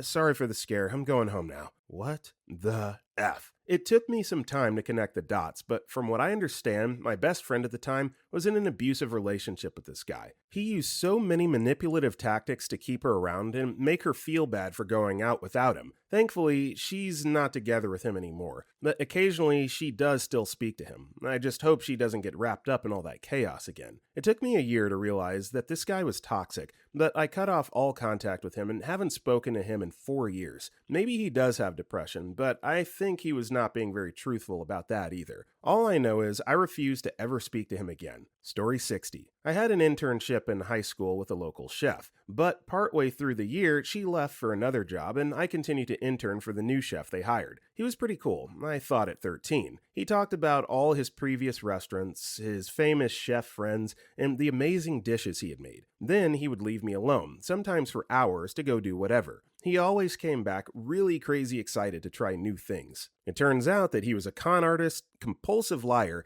and was leaving to go get high in the middle of the day and who knows what else. I just didn't recognize that he was high. It was just like, wow, what a creative and funny guy. I can't even remember what all they said he was on, but I know speed was one of the things. He OD'd and ended up in the hospital for a while, but had to lie about why. For whatever weird reason, he decided to tell us that he had pertussis, whooping cough, but he wasn't coughing or raspy over the phone at all. He sounded normal. This was way before the anti-vax movement, and he was vaccinated anyways, and he was in his 40s, whereas pertussis is almost unheard of in people over 20. It was such a bad lie that the owner started to look into it and discovered that he had stolen tens of thousands of dollars from the restaurant and lost custody of his kids because of his drug addiction and all kinds of crap. Story 61. So I hired a new person for my recruitment team. Interviewed well, and you could tell she would be excellent. Previous experience, grafter, tenacious. I thought she may ruffle a few internal feathers as she was fairly in your face, but I felt I could manage it. She started on the Monday and had 3 days basic training from our trainer and then came to join my team. As she has previous experience, she was keen to get going. Her first day on the Thursday, she was outstanding and to this day one of the best recruiters I've ever seen. Friday comes around. This was a half day as we had our company end of quarter. This is a company paid for day out where it's free bar, etc. Generally a good celebration and good for team building. The evening starts at 6 p.m. and she arrives promptly, having had a few pre-drinks with my team at one of their houses. This girl proceeded to piss off over 50% of the company in less than 3 hours by being loud, rude, and obnoxious. This was fairly impressive considering we have around 70 staff. I received over 20 complaints that evening and a consistent flow the next day. I personally witnessed some of the incidents and I've never seen someone behave so badly meeting new colleagues. I continue to hear stories now of different things she did between 6 and 9 and still can't believe them. She left that evening at 9 p.m. as she said she wasn't feeling well. I spent the evening with people coming up to me talking about how crazy, rude, and obnoxious she was. I've never seen so much destruction in 3 hours. I, of course, had to dismiss her on the Saturday. This was a huge disappointment as I knew she would be amazing at her job. The sad thing was when I called her, she was shocked and couldn't believe it. Even had one, let alone 20 plus complaints. Story 62. It was my birthday weekend and we're all at the bar having a good time. My ex-friend was there too. I'll call him Dan. Dan was always a cool guy, around just us guys, but when his girlfriend hung around, he would act weird and text her while we were all hanging out. Things like, "Why are you looking at Billy?" So there's a big red flag. Well, back to the bar. We're all having a good time and some guy that his girlfriend knew from her hometown was talking to her and catching up. Well, Dan effing freaked out and tried to fight him and anybody, even his good friends, that got in his way. Dan got kicked out, but his girlfriend stayed with her friends. So Dan has it in his mind that his SO was gonna take her old friend home with her. So he broke into her house and hid in her closet waiting. She got home with no guy, just her friends, and they all went to her room, got undressed and put on something comfortable and talked. All the while, Dan was in the closet. They turned off the light and they were in bed, and she got a text from her old friend that she read out loud. It was something like, "Why are you still with that douchebag?" So Dan busts out of the closet and starts screaming. They start screaming, and her roommate's boyfriend comes running, and Dan starts fighting him while the police are being called. So yeah, Dan is effing nuts. Story 63. My ex was generally kind of violent. Like, he would punch me in the back/shoulder if I said something she didn't like. Pretty hard. Like, not necessarily 100% as hard as she could, but it definitely hurt and left marks and bruises. She also liked to bite during sex/foreplay. Not too weird, but same.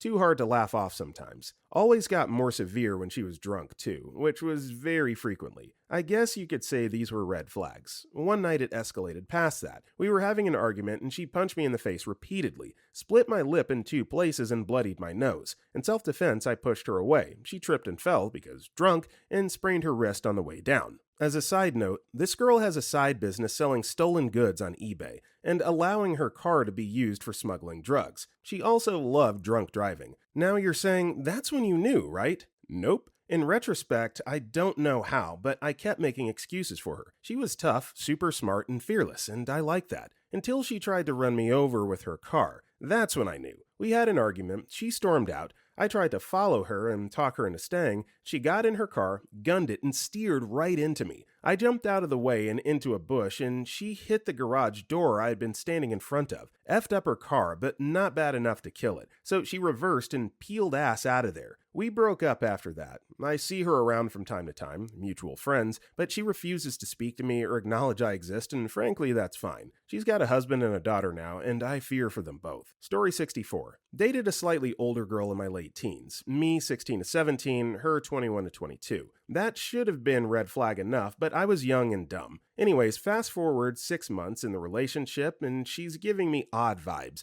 and I was starting to get slightly uncomfortable with the amount of attention she was giving me. It just didn't seem right. She would also text me at odd hours about how I said X when I didn't, and I would have to talk to her for hours before she would believe me. Anyways, decided to break it off. Did it in person like a gentleman and let her down easy. Blamed my parents so that she wouldn't feel bad. She texted me a couple days later saying she needed help. Kind of figured it was a ploy, but thought, what if she really needed help and I ignored her? So I texted back and she said she had been at a party trying to get over me, and some boy had come on to her and she was going to go to a private place with him, but grabbed her and put her in the trunk in the parking lot. And again, I didn't really believe her, but with an allegation like that, I couldn't just turn my phone off. So I make an excuse and speed to the police station and talk to an officer. Her contacts the local PD up there, and they go to the party and can't find her. So they ping her cell phone and break down the door of the apartment it's in. Turns out she was at home the whole time, but had tied herself to a chair after she stopped responding to me. She got evaluated that night by the hospital, and then I knew I dodged a bullet. Story 65. This is a girl I dated. We had dated in college, then split up. A few years go by and our interests started coming together, and we were becoming really good friends. Very different from our first dating experience. We didn't live super close to each other. I had just finished college and was moving back home. While I moved back home, she was working on a ranch. She had been offered by her boss at the time to go out to her cabin and down some trees. She was a wildland firefighter. She asked me if it was okay she did this job, as she would be away from cell service for a month or so.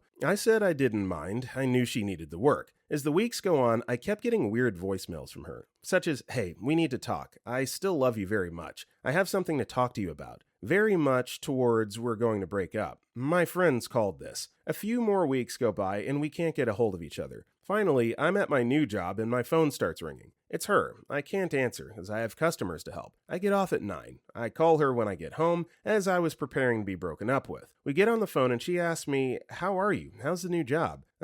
Well, I'm more curious what she wants to talk about. I say the job is fine, but I'd like to know what she wants to tell me. I couldn't ever imagine what she tells me next. She goes on to tell me she's exploring a cave, out where the cabin was, and she met a guy in that cave. She continues to tell me he convinced her that he's Jesus and she needs to come with him. She really believed this guy. She tells me how they plan to go start a community in the woods. But don't worry, I won't be left out. I'm more than welcome to come be a part of their community. I'm stunned, and I asked some questions. I honestly don't remember the exact questions I asked. I was so stunned. She couldn't answer a single question. She just kept saying, "They're listening." I hung up the phone. I still don't fully understand what happened, but you have to be crazy. Yeah, I don't know what's crazier here, the guy that has deluded himself or the girl for believing everything that the guy is saying. That's I think equal levels of cray-cray. Story 66. My sister is boycotting Bethesda because the beta for Fallout 76 came out at 0100. She was screaming and all sorts. I told her it's just a game and wouldn't kill her to wait less than 24 hours. She deleted and blocked me for like the 4th time this year. Honestly, she's effing bat crap. Oh, by the way, she's 25 with 3 kids under 5 because she couldn't be arsed to use a condom. BPD is a hell of a disease. She does nothing but use me. I'm done with her. She used to female dog about how I had a better relationship with my dad than she did. I told her it was because I didn't cause blazing rows over nothing and pit family members against each other. I feel sorry for her kids. She's abusive, regularly has the police called on her. She assaulted one guy because he parked too close to her, I crap you not, and treats her husband and kids like shite on the bottom of their shoes, including beating them. It's all about me, me, me, me, me.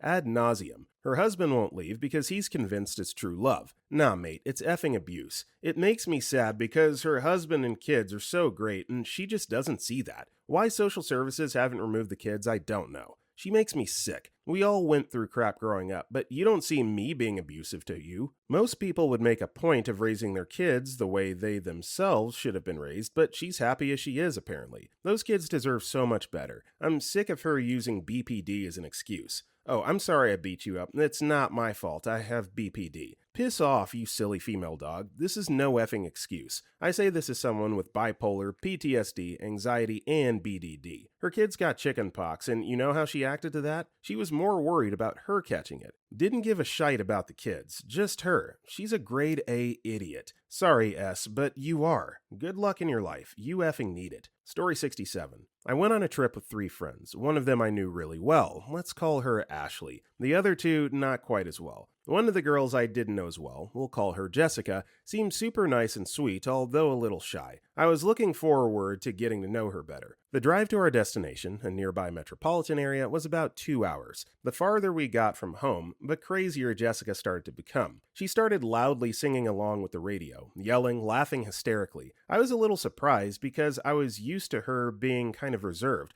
but I didn't think a whole lot of it. We stopped at a gas station for drinks, snacks, and bathroom, and she got some drink in a glass bottle. It was not an alcoholic drink. She was not drinking at all. She drank it while continuing to get rowdier and rowdier. Finally, as we were just starting to merge from one highway to another, she put the window down. The friend I knew well, Ashley, who was driving, sighed but didn't say anything. I didn't like having the window down because it messed up my hair, but I didn't think too much of it for a second. But next thing I know, Jessica has pitched that glass bottle out onto the ramp of the effing highway where it shattered. She and Ashley started laughing really hard. I looked at the third girl, who was kind of humming and playing on her phone, completely ignoring them. She didn't react at all to the smashed bottle, the laughing, or the swerving as we merged onto a busy effing highway. I found out later that Jessica finds the sound of glass shattering to be absolutely hilarious for whatever reason. That was the moment I knew she was effing nuts. That moment will be forever imprinted in my mind. Our exact location and the lighting and everything as she smashed the bottle. A little later, we got off track in the bad part of town. Ashley had put the windows down and had loud music blasting, and Jessica decided that it was appropriate to scream, "Wanna get laid?"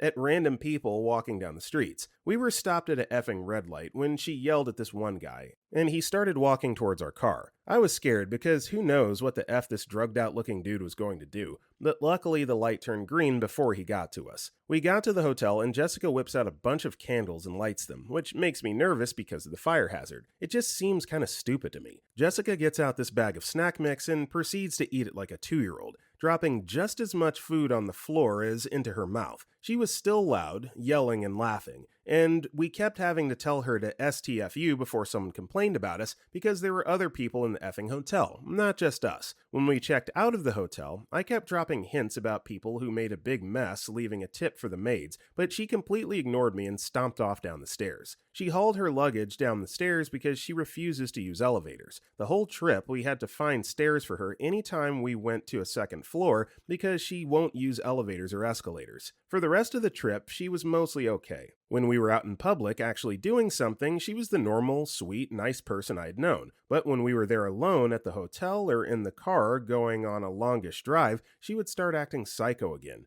She also threw glass stuff several times. She threw some of the empty candle holders, a couple more bottles, and we stopped at a dollar store where she bought a little ceramic cherub purely to throw out the effing window. I thought maybe she was drinking or doing drugs when I wasn't looking, but according to Ashley, she wasn't. Jessica just gets that way sometimes, and I saw that she's capable of turning that behavior off in a real hurry if she needs to. Apparently it's completely normal to Ashley because she didn't bat an eye about these shenanigans, and even participated in the glass throwing herself once, and some of the yelling. I dropped both of those female dogs. I still talk to Ashley very, very rarely, but I've only seen Jessica once or twice since then, and I did not start a conversation with her. Story 68. My cousin went out with a classmate when she was 13, and my aunt posted a picture of them together and said, "My baby's first date." My dad has always gotten on my mom's Facebook. She never logs out, and commented hilarious/inappropriate things on her friends' pictures and posts. Well, he commented on this picture of my cousin. First comes love,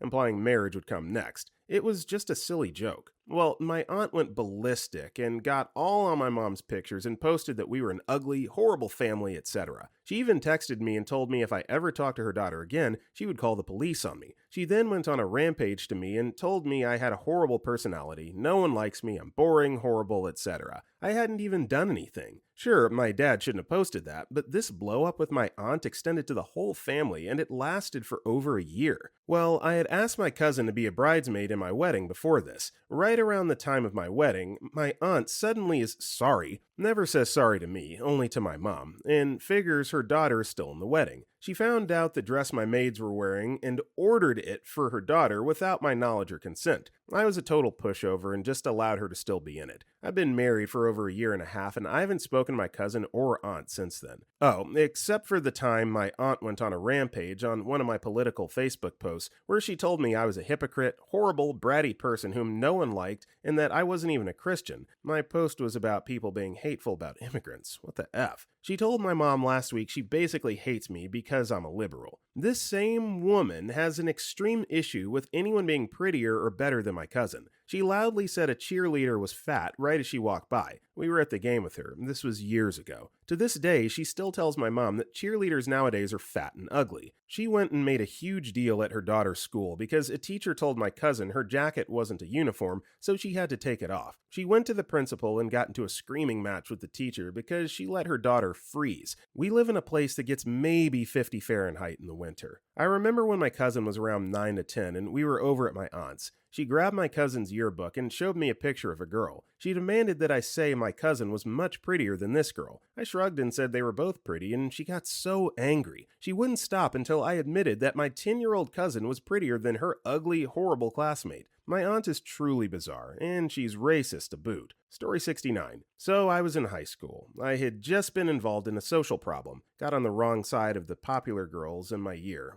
Dumb, I know, but it was in high school. I began to hang out with this other girl who came to my defense. We ended up dating, and over 3 years, she created fake family and friends, including role-playing them on fake social media profiles, created a fake ex, lied about her father's job, a lot, threatened to dump me if I didn't talk to her every night, threatened to cut her unalive herself when I tried to break up with her. Effed up bit was at that point I was cutting and attempted self-aliving, lied about being SA'd by one of the made-up friends, lied about an abortion, claimed I got her pregnant. I couldn't have, but that was a barrel of worms I can't get into here. Finally, I broke it off after an argument about Guy Fawkes of all things. She pulled the regular lines of self-aliving and something in me just clicked and I found my teenage mind finally going. This girl's effing insane, so I cut her off, blocked her completely, and finally ended the relationship. Left me with a lot of problems. I was underweight with an eating disorder, wanting to self-unalive, and extremely anxious, but after a lot of work, I turned it all around. It's odd, she's like a scar now. The pain doesn't hurt, but the mark's still around, and still causes a slight pain when pushed. God, she was a wacko. Story 71. A friend of mine asked to tag along on my vacation. Sure, why not? He quit his job and paid for a really nice hotel for us himself, but that wasn't a red flag because he'd been talking about needing an excuse to quit for a while, and he's always been too generous. We get there, and he knew from the beginning that I would be pretty busy much the whole time, working on stuff and catching up with friends I never see. But he'd said he just wanted to see that city because he'd never been before. Cut to like day 2. He's mopey and whiny, and I can barely even understand what he's saying when he rarely talks. He tells me he hasn't left the hotel yet because he doesn't want to without me. He just wanted to hang out with me literally 24/7. I reminded him that I told him in advance I'd be busy the whole trip, and that he just wanted to see the city. Told him a few fun places to go see in the city. That he should go do that while I'm busy the next day. He doesn't. It gets worse and worse and worse, but I figure he's just in a bad mental place, drained and depressed from staying at his crappy job too long, bad mood, whatever. But he's like, not showering, smelly, whining to me about how he wants to hang out with me. He wants to tag along on somewhere I'm hanging out because he says he's a fan, but then didn't know their work and admits he doesn't know their work and hasn't for like 6 years and doesn't really care, just wants to hang out with me. The first, oh god, he's literally crazy moment, I was getting ready, putting in tooth whitening strips, wanted to throw away the wrapper, and found a note sitting on top of the trash, strategically crumpled up, uncrumpled, and laid on the very top of the trash so every word is visible. It's a note written in the third person about how I didn't want to hang out with him, and that makes him sad. He came on my vacation with me just to hang out with me. I must hate him, and that makes him sad. He spent so much money on this hotel room, and he regrets it because he's alone most days. It went on and on and on, but I was so freaked out, I literally stopped myself from reading anymore so I wouldn't freak out. I put my wrappers on top of it to look like I didn't even notice the note. Just tossed my trash in the bin without looking. Literally, it was in the third person, and he said his name in it like every 2 seconds.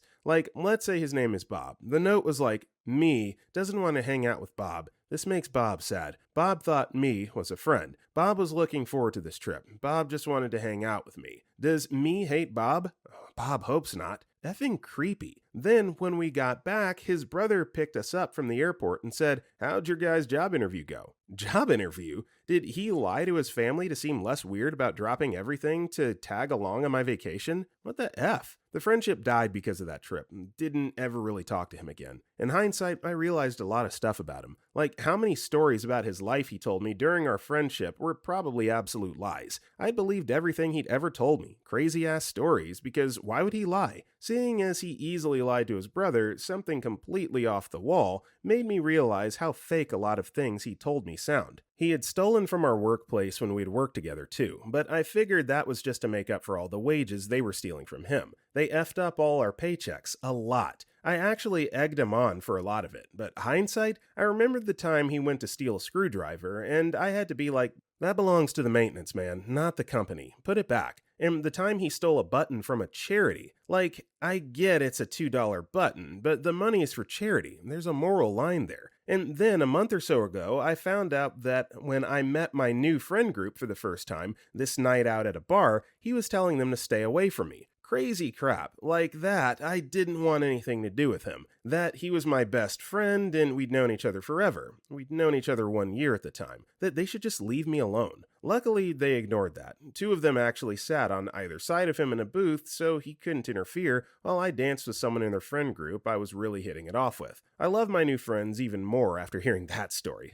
I was trashed and had no idea. Didn't find out about that until almost a year later. But that note in the trash, oh man, that was the moment I knew. Then everything else made sense in hindsight. Yikes. Story 72. Ex-boyfriend story time. Met this guy at work. He seems crazy right from the start. All these weird stories that I don't believe. But he's best friends with coworker's son. So I cut him a break. She says he's okay. We fight all the time at work because he doesn't want to listen to me. A manager. He tells me his mother has MS. I feel bad for him because I'm not made of stone, but my red flags are flying high, and I choose to ignore him. One particular night, we get into a huge argument, and I tell my boss I can't work with him. She encourages me to work it out. He comes into work the next night with balloons, candy, a big apology, and professes his feelings for me. We end up kissing. I'm confused, oddly flattered, and creeped out at the same time. We start dating because he's mad that I went to a social gathering where there were boys and didn't tell him I had a boyfriend. We never said we were exclusive. From that point on, I guess we're now exclusive. He follows me a few times to various friends' house. I'm oddly flattered and creeped out at the same time. He tells me his mom dies of MS, and the woman I met is actually his stepmother. He used to be a model. He's a computer genius. He gives me strange fur coat, then makes me wear it in public. Strange costume jewelry that he claims is real, and a new cell phone. Now, everything inside is screaming that he's a liar and this kid is trouble. So I try to break up with him and he swears he will change, crying on the floor that he loves me.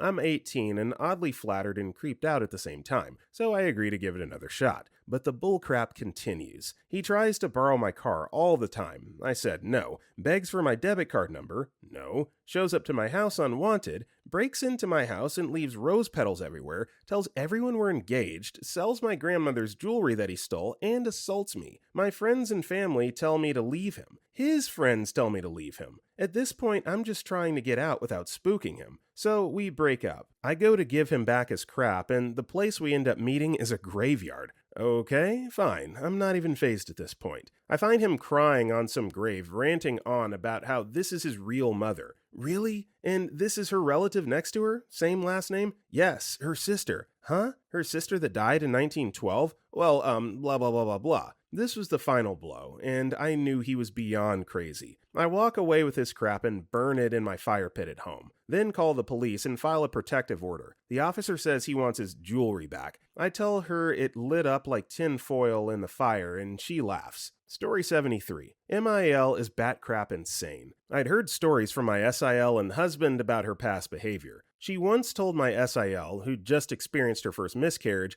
that the reason she miscarried was because she wasn't a good enough mother. Obviously, that hurt SIL deeply. Unfortunately, SIL miscarried a second time and, for good reasons, didn't want to tell her mom. SIL's husband ended up telling my MIL about the second miscarriage, and poor SIL got on a phone call from MIL, who was chewing her out about not being a good daughter and talking to her about hard things. I wasn't there for any of this. It was all secondhand story from my SIL. The one that I witnessed that made me realize she's crazy that just really stuck with me was about Mother's Day. MIL worked on the actual holiday, so husband and I went to visit her with the rest of the family the day before. She received a card and flowers from husband/SIL and all was well. 2 months later, we're swapping out with MIL from babysitting SIL's son. MIL's acting super weird. She claims she's just tired and leaves after we arrive. Less than a minute after she leaves, she walks right back into the house and breaks down into tears. She's sobbing about how she wished my husband loved her more, how she was so hurt he didn't want a good relationship with her. Obviously confused, husband asks what brought all this on. She claims she was so deeply hurt she didn't receive a Mother's Day gift from husband, and how he, keeping in mind Mother's Day happened 2 months prior. 2 months? Husband thought maybe she didn't realize the card and flowers she received were from him and SIL both. MIL wailed, "I knew they were, but I thought you loved me enough to get me a separate gift of your own. But clearly, all you want to do is hurt me. I can't believe you do that to me. You didn't even visit me on Mother's Day." To which husband reminded her we saw her literally the day before, because she worked the day of and he had sent her a text telling her to have a good day on the actual holiday. She just cried more, and then she stormed out of the house. When we saw her again a few weeks later, she acted as if nothing ever happened, and it was never mentioned again. I've got plenty of stories of her, but that was the moment I realized she's not mentally stable. Story 74. She carved my name in her body on top of her lady parts using a box cutter, then sent me a text saying, "Don't worry, I'm still breaking up with you." Oh, she also, 20 minutes before that text, sent me a photo of her cutting her breasts and having it bleed because I didn't respond. It had been 10 minutes since she had texted me while I'm at work. This was 3 to 4 days after she wrote me a super long email explaining why we should break up and not be together, and to respect her wishes and not contact her, which, while I was heartbroken, her reasons made no sense, and to respect her, I didn't reply. Guess that causes her to carve my name. But I think I'm crazier. Why? I decided to stay with her for about 5 to 6 months after this, tried to save her, help her, etc. Nope, things got worse. She wanted to commit murder self-unaliving, open my safe with a loaded gun, though I had never given her the code. Fortunately, I ran and stopped her. I was left emotionally drained and broken. It's been a year and I still sometimes reminisce, but have to remind myself the crazy wasn't worth the sex. I've met much more stable women after her. She taught me to stop trying to save women and not get attached to crazy. I miss it, but I know I need to stay away.